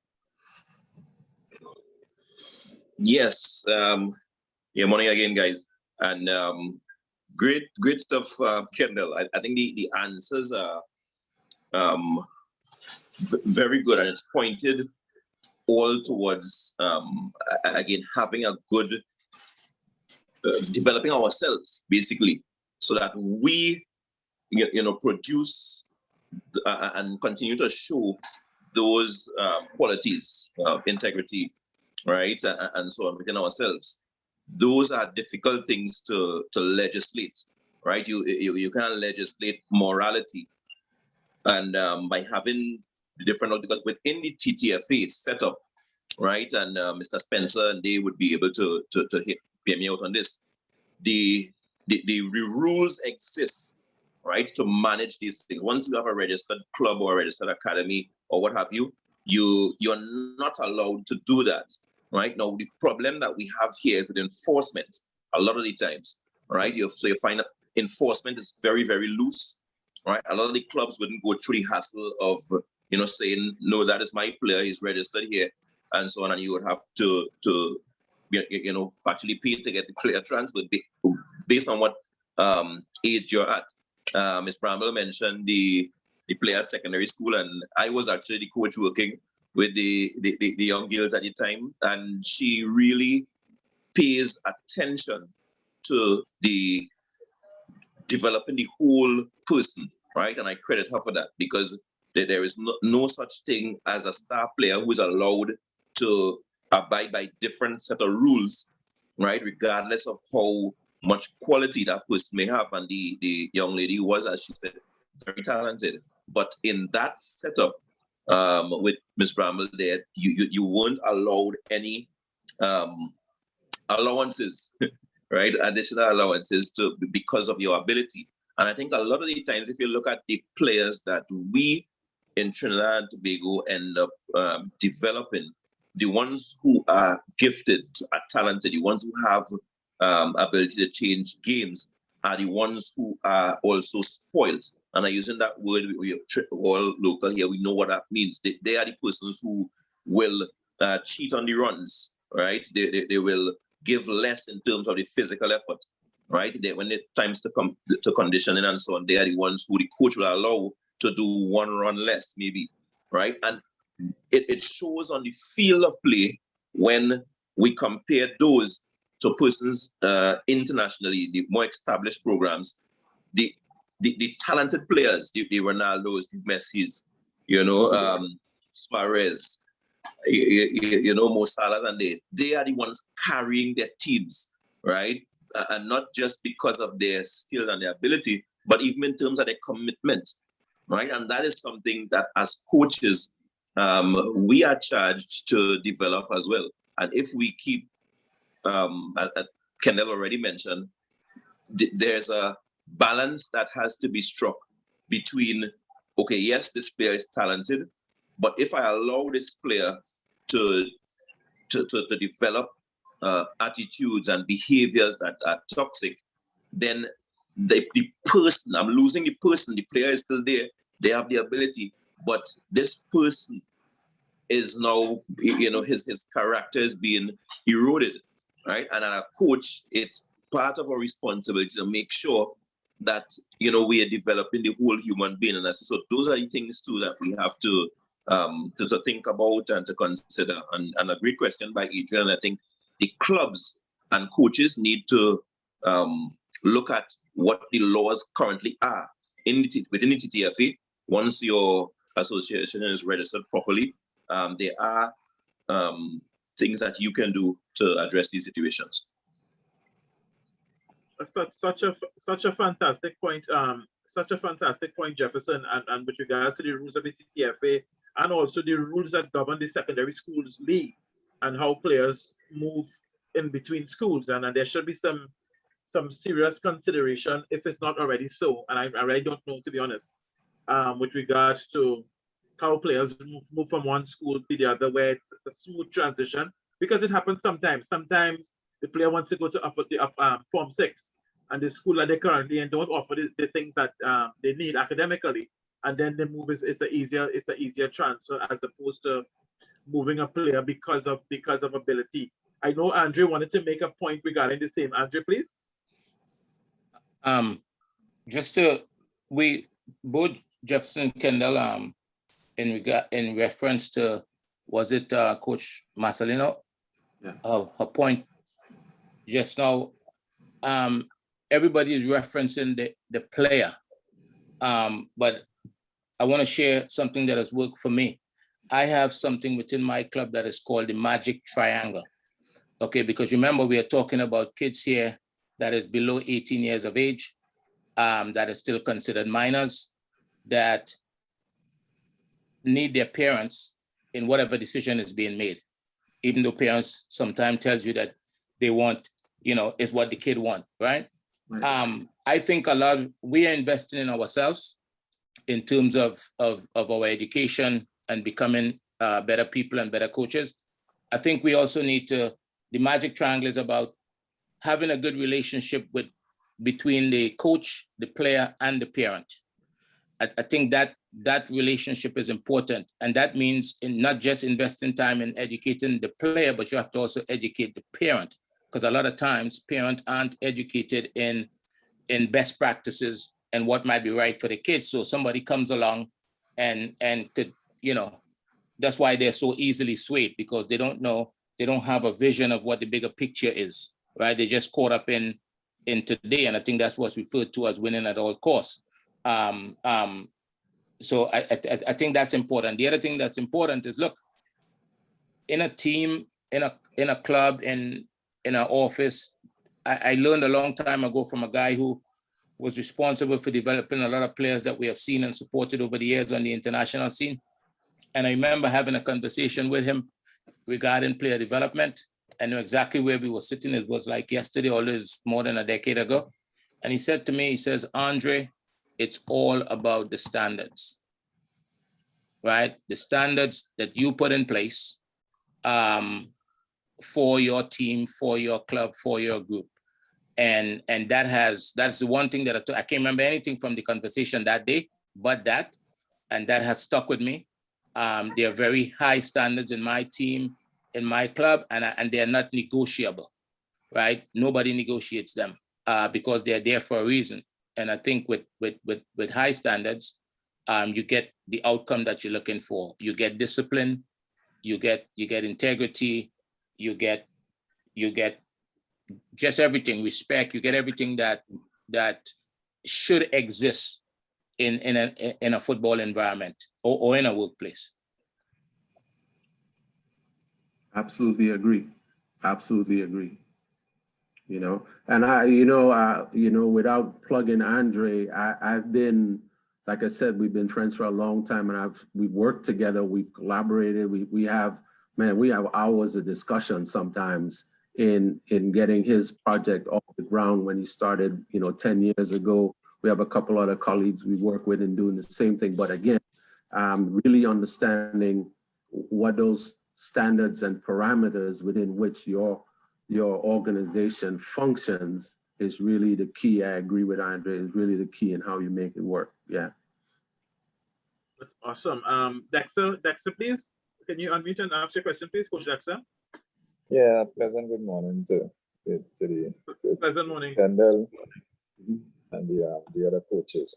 What I'm picking up here, and I think the integrity, we spoke about the integrity with coaches, but I think it lies with also the parents most of all, because if we're dealing with academies is as Coach Andrew just said, it's under 18s. So a child can't leave from one club and go to a next academy just like that, because it requires funding. And this is where the parent comes in. Parent has to pay the fee for that child every month or according to the rules of the academy. So it lies most with the parent, first of all. Then I think it should come down the line of the coaches. And what I will add again is that we see here in Trinidad, most of the academies now focuses mainly on win as opposed to developing a player. And in any business, providing the service, quality service is what matters. The money will always come after. So the win will always come. But once you provide that service, once you develop that player, then people will want to come by your academy because they are seeing that my child came here at this level and he's now leaving at a higher level. So I am seeing development as opposed to the team could win medals, the team could win trophies, but I haven't seen the development in my child, and he's here for 2-3 years. But yet he came on with medals for the 3 years he's been in the academy, but he still can't control the ball and pass properly. He still can't head the ball properly. So I think this is what the academy should look at. Thanks.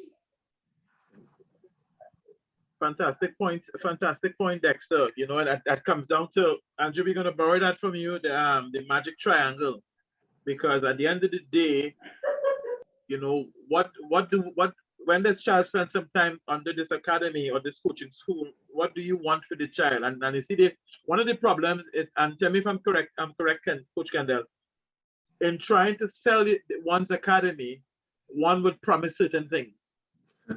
And because they promise certain things, parents start to expect certain things. So as Dexter made a great point, okay, we didn't win we won the championship, but my player is still, my son or daughter is still at the level where I feel they could be doing better. So I think there needs to be a mutual understanding of what are the expectations, you know, and we have to be very careful as coaches, and I'm being honest here. If we promise the world and we deliver an island, we have to be careful about promising the world to the parents, because we want the parents to stay with us as long as possible, and we want them to also bring more people with bring their sons' friends or daughters' friends across as well. So we have to be very careful what we promise. What you like to say about that, Kendall? Yeah, well, at the end of the day, you're creating a program that should have some deliverables, but what are those deliverables and how do you contextualize those deliverables? Okay, I think that would be important to understand, for you to understand in terms of what you're selling. They do it here too. Clubs promise kids that they're gonna get a scholarship to go somewhere, or they're gonna go pro or what, and some of these promises aren't necessarily realistic if the parents really understand. So I think that's why Andre alluded to the fact that you have to educate the parents as well too. So so having that built into the way your club functions is really important in how you establish educating the parents on what's important at what stage, what is more important at the next stage of the player's development. Parents don't know sometimes what the process is for developing a player, and the only way they could quantify it or measure it is by if there's a trophy attached to it, and that's not necessarily the case at all. So you have to be able to educate them in terms of what a development process might look like, and what are some of those measurables that they learn to identify as the kid goes along. Look, I have a kid, a parent I spoke to recently whose son played for me in high school, and he's in college now. And the mom said, my son talks about the things you told him. He doesn't talk about soccer anymore. He talks about the things you told him in his character, the things that he carries with him now. You know, every day is a new day to learn and to improve. That's one of his mantras now, right? So that was something that he learned from playing under me. But they understood when I went into that program. It's a private school. Some of them have to play soccer as a credit. They're not really footballers. And I told the athletic director, this is the kind of program that I want to build, okay? And these are the things, these are the core values, these are the things that I expect to get out of players. And we had some success by the end of the day. Everybody's looking at, how these players are developing. And we had a situation where we were on the road for a game, and one of the kids who was my top goal scorer at the time, peed in a Gatorade bottle and threw it out the window of the bus. And so we had to discipline him, right?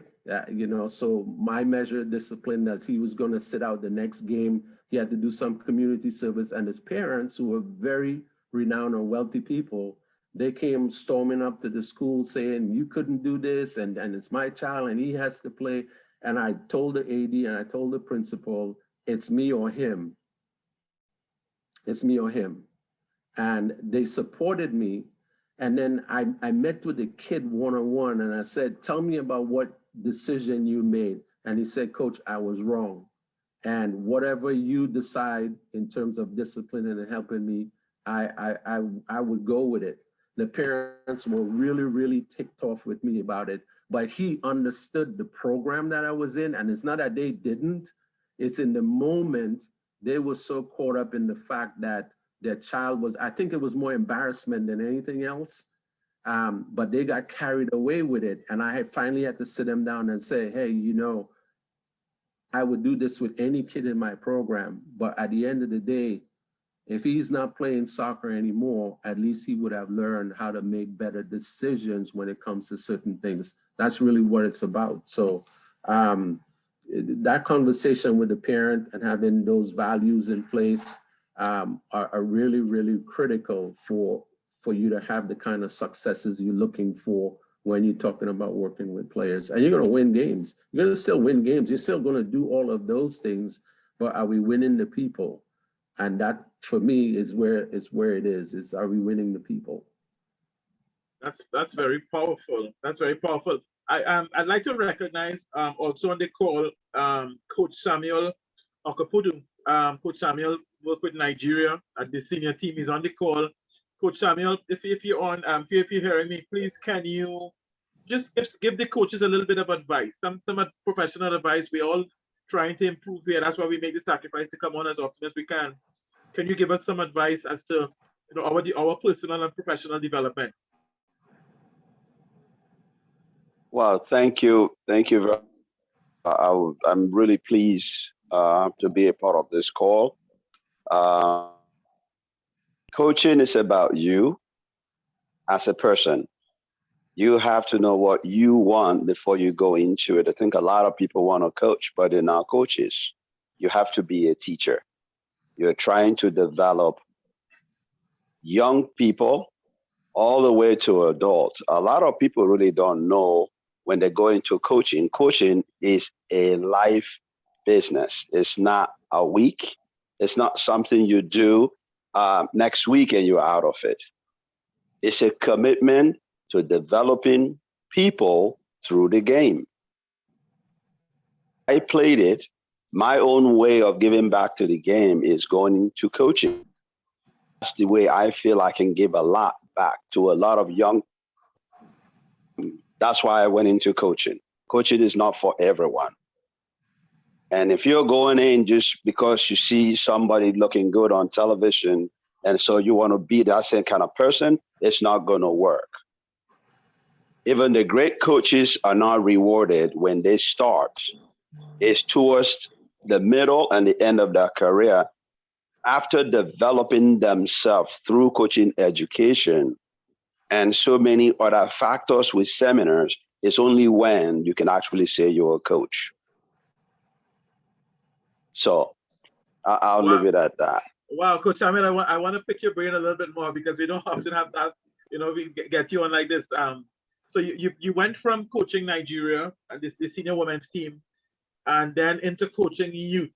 Where do you say now, and we talk about finding your coaching niche, are you, there's a little bit of a challenging question, but are you very happy now to spend the time with the youth as you're doing, or you prefer to go back up to the senior team? See, but that's the whole thing that I'm talking about. I'm a person that loves the game. It doesn't really matter where I am going to do the same thing. It's just doing it with people of different age, character. What I would do to a senior team is what I would do to a young team. But my approach with a young team and a senior team is going to be slightly different because of where they are in terms of their development.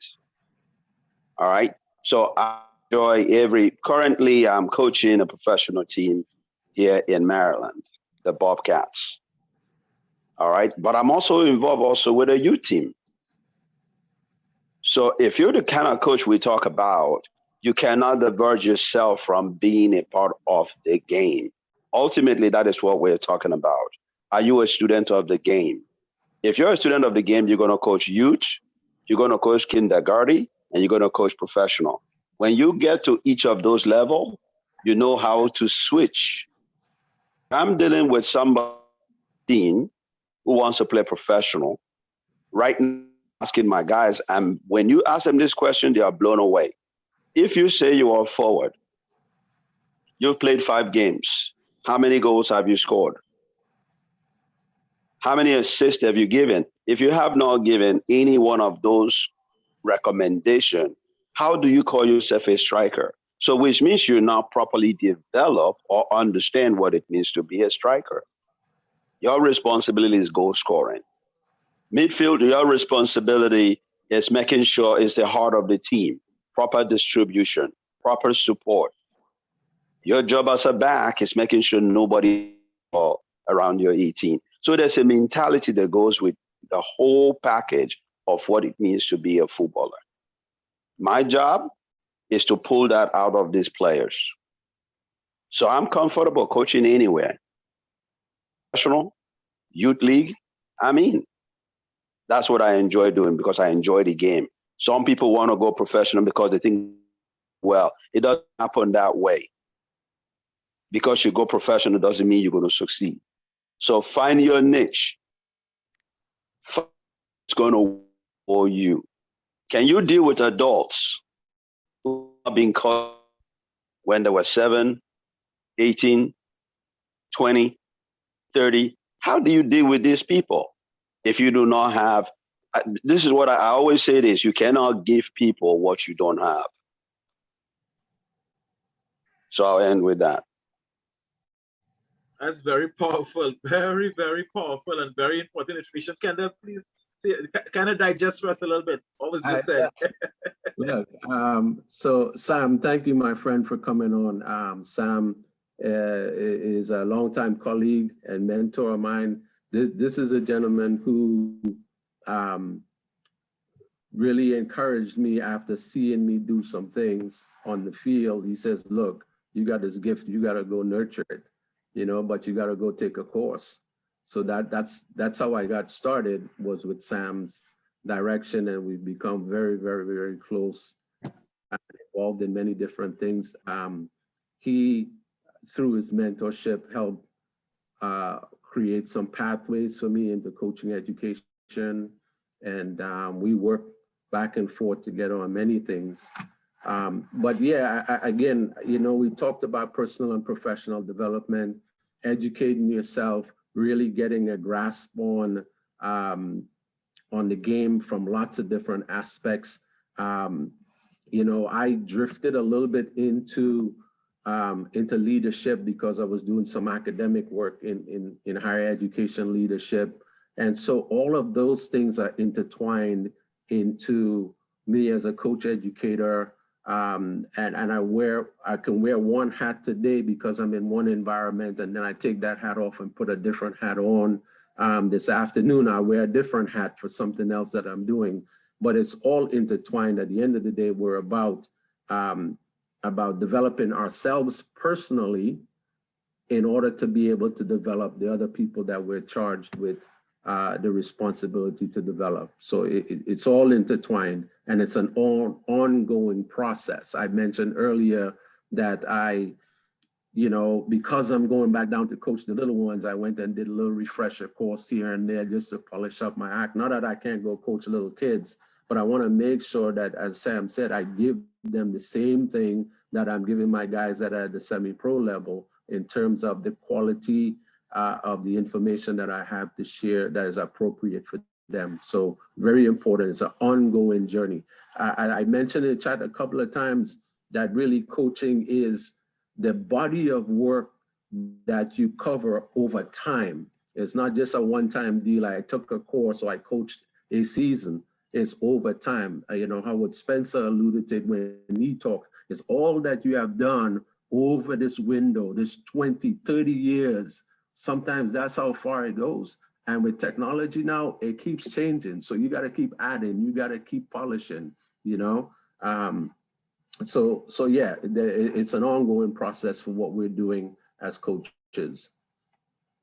And I also want to commend all the coaches on the call, because we have some coaches and most of the coaches every week, you know, we change the time a few times because of different reasons, but they make it their business to come on, and so that says volumes. And of course I'm not taking any glory. I'm giving God all the glory, but we need this opportunity, because for coaches to be going 3 months, almost 3 months straight, with almost every week coming on, we missed 1 or 2 weeks here, but coming on every week, that says volumes. So that means that coaches have realized that we need to keep doing what we can to have that professional development. I really want to commend all the coaches for taking that time to do such. Are there any final remarks? Any of the audience before Coach Kendall gives his wrap up? Any of the participants would like to say something? I know. Is it Jared? Jared, you had a question for Coach Andre, Coach Jared.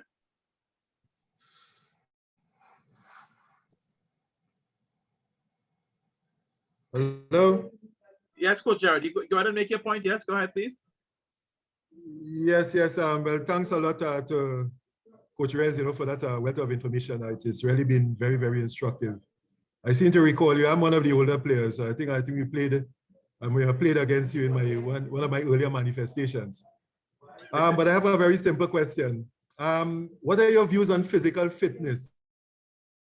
And by this, I mean, I'm just using one simple standard: run for an entire game. 90 minutes football, you run for 90 minutes. Within that matrix of objective, we are talking about integrity, communication, all the other things, but I'm talking about raw physical fitness. What are your views on that? How does that fit into your matrix? Physical fitness is really broad, to be honest with you. So we have to contextualize fitness in terms of the game and the demands of the game, okay?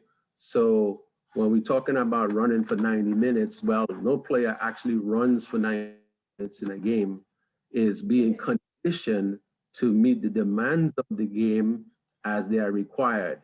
Are you able to perform your football actions and with the required amount of energy output for the specific duration that is required? And then more importantly, look at the fitness. We're talking and conditioning, the ability to recover, to do it again and again and again for 90 minutes.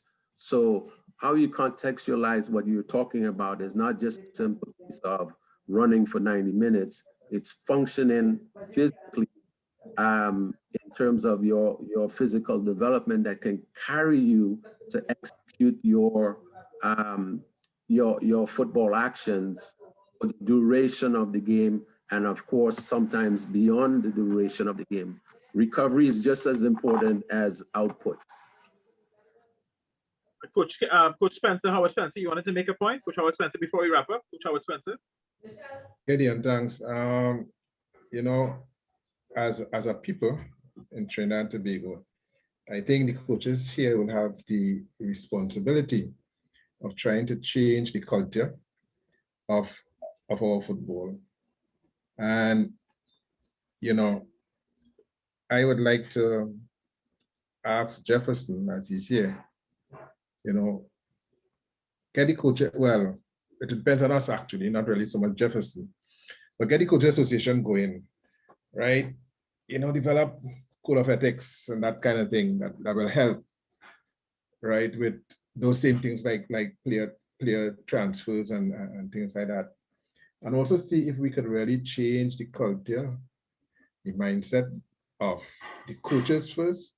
And if we start changing from there, I believe eventually the other members of the public will start seeing things differently. If coaches will stand up and say what they have to say, don't be so selfish, but be selfless, right? See things as they are, and let us really try to see if we can take the football landscape of Trinidad and Tobago forward. Thank you.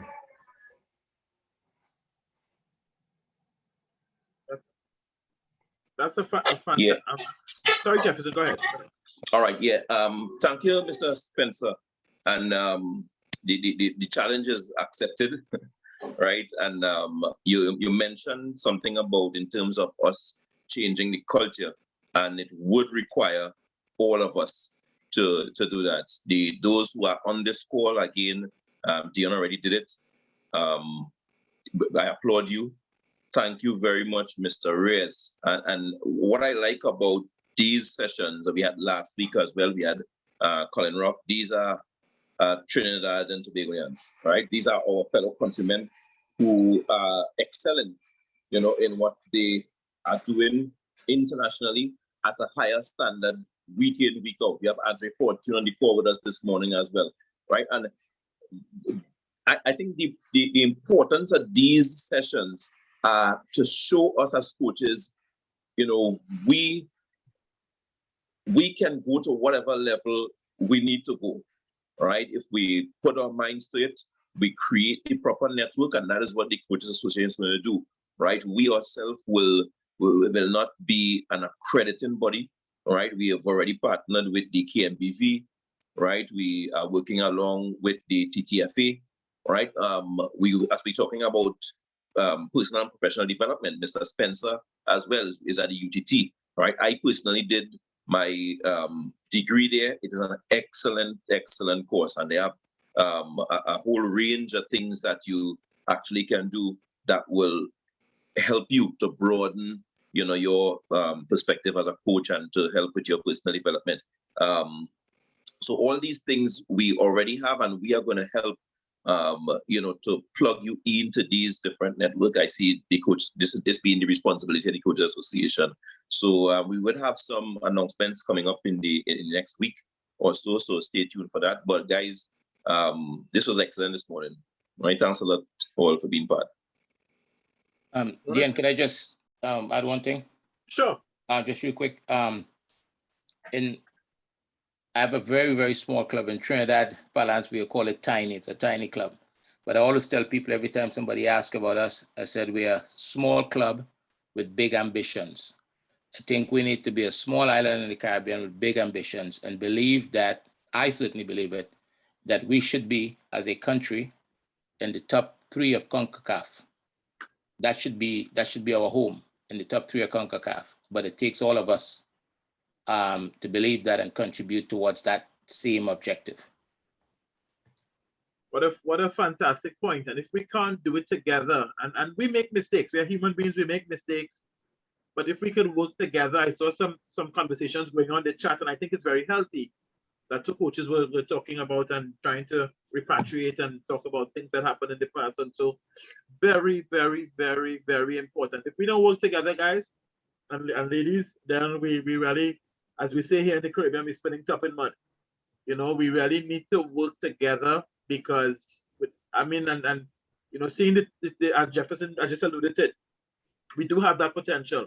But what we do with the potential by itself will never be enough. It takes the dedication, it takes the coach taking time to read and improve. I'm not necessarily going to do an exam because we get turned off sometimes, or it's an exam and I'll be judged. And we have to make, as Kendall said, we have to make ourselves vulnerable from time to time.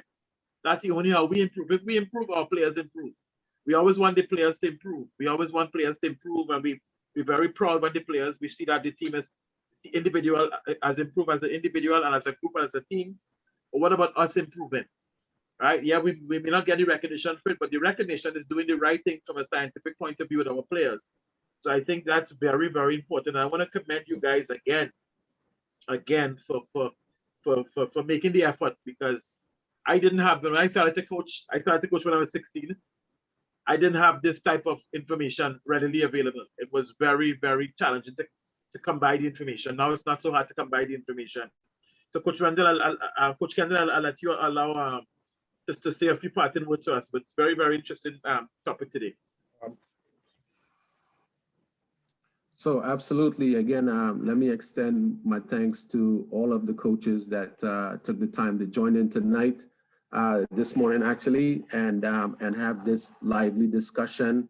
I would like to reiterate that, you know, coaching is a profession, a noble profession. We call it teaching, and developing yourself personally, professionally. All those things matter if you're going into the profession.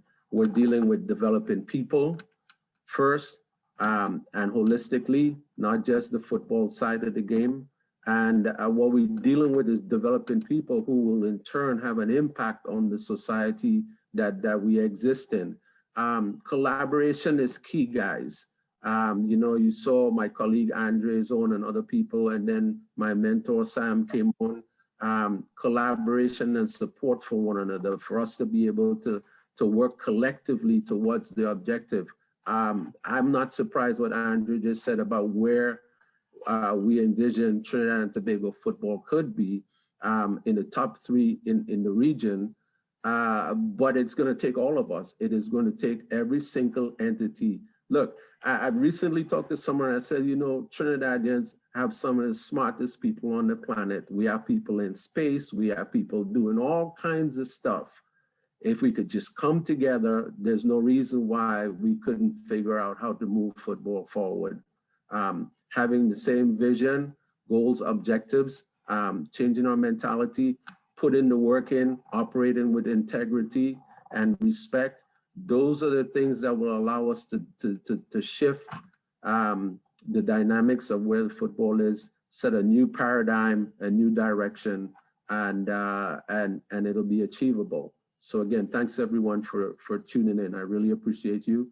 And Dion, again, and Damien, my most humble thanks I express for you guys taking the opportunity to have me on to speak with the coaches today. Thank you very much.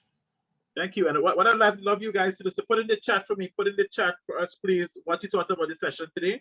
You know, because that's how we improve. You know, put some constructive criticism if you want, no problem at all. But that's how we improve and in delivering these sessions. So please put what you thought about the session in the chat, please. That's going to be really, really helpful for us as we seek to keep improving to bring these sessions to you. To all the guys from abroad who took the time to come on, we want to thank you also, because you guys are away but you're still interested in what happens in Trinidad and Tobago, which motivates us, that there are people that care about us and want to see us improve. And that's why they're taking the time out to come and share their ideas and their things that will help us. Things that will help us. And we're in it together. We're in it together. It's not I win and they lose. Because when we see Trinidad and Tobago in a World Cup, at whatever level, it really makes us happy to see that we are excelling.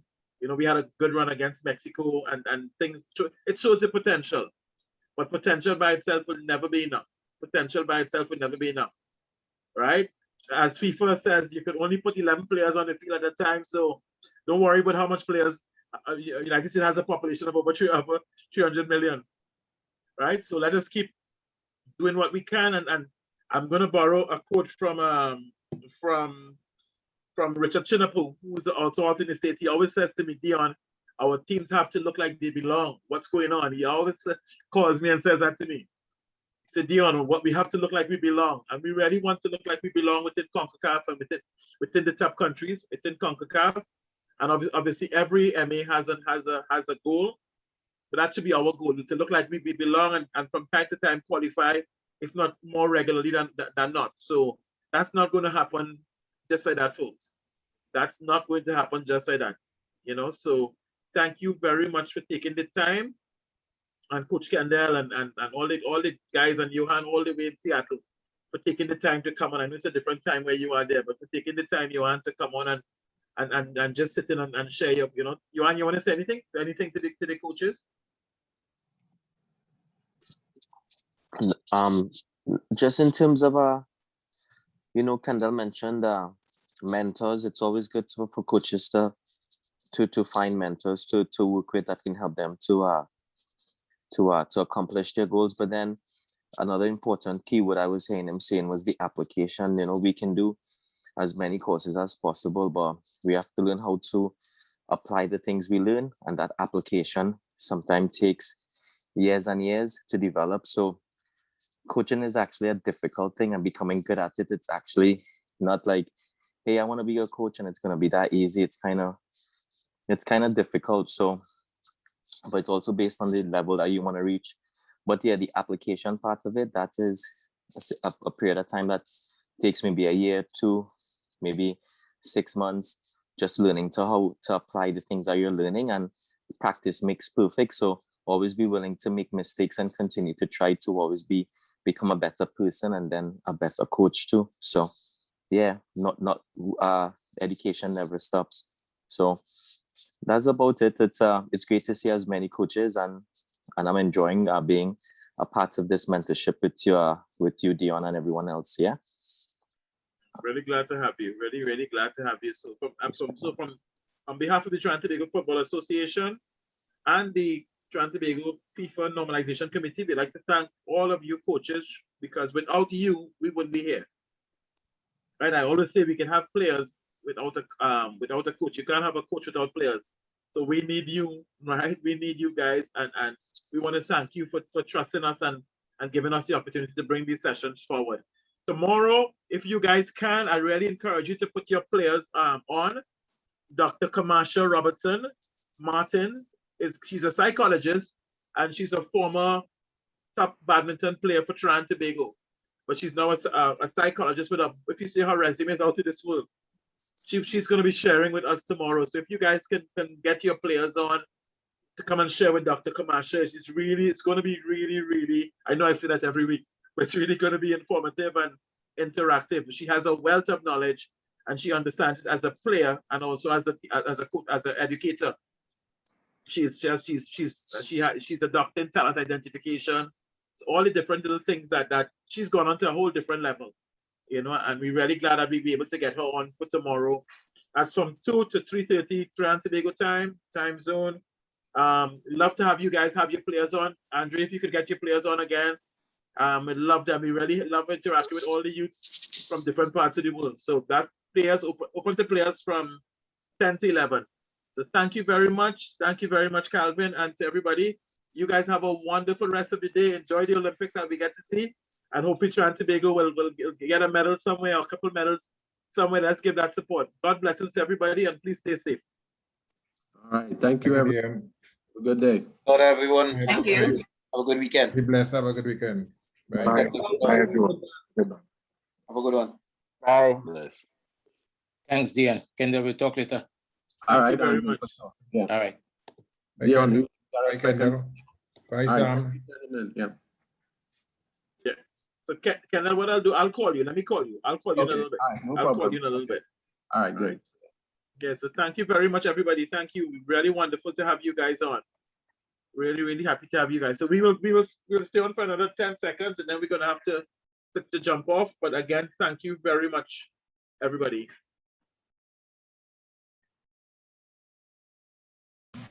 Thank you, Mr. Africa. You're most welcome. You're most welcome.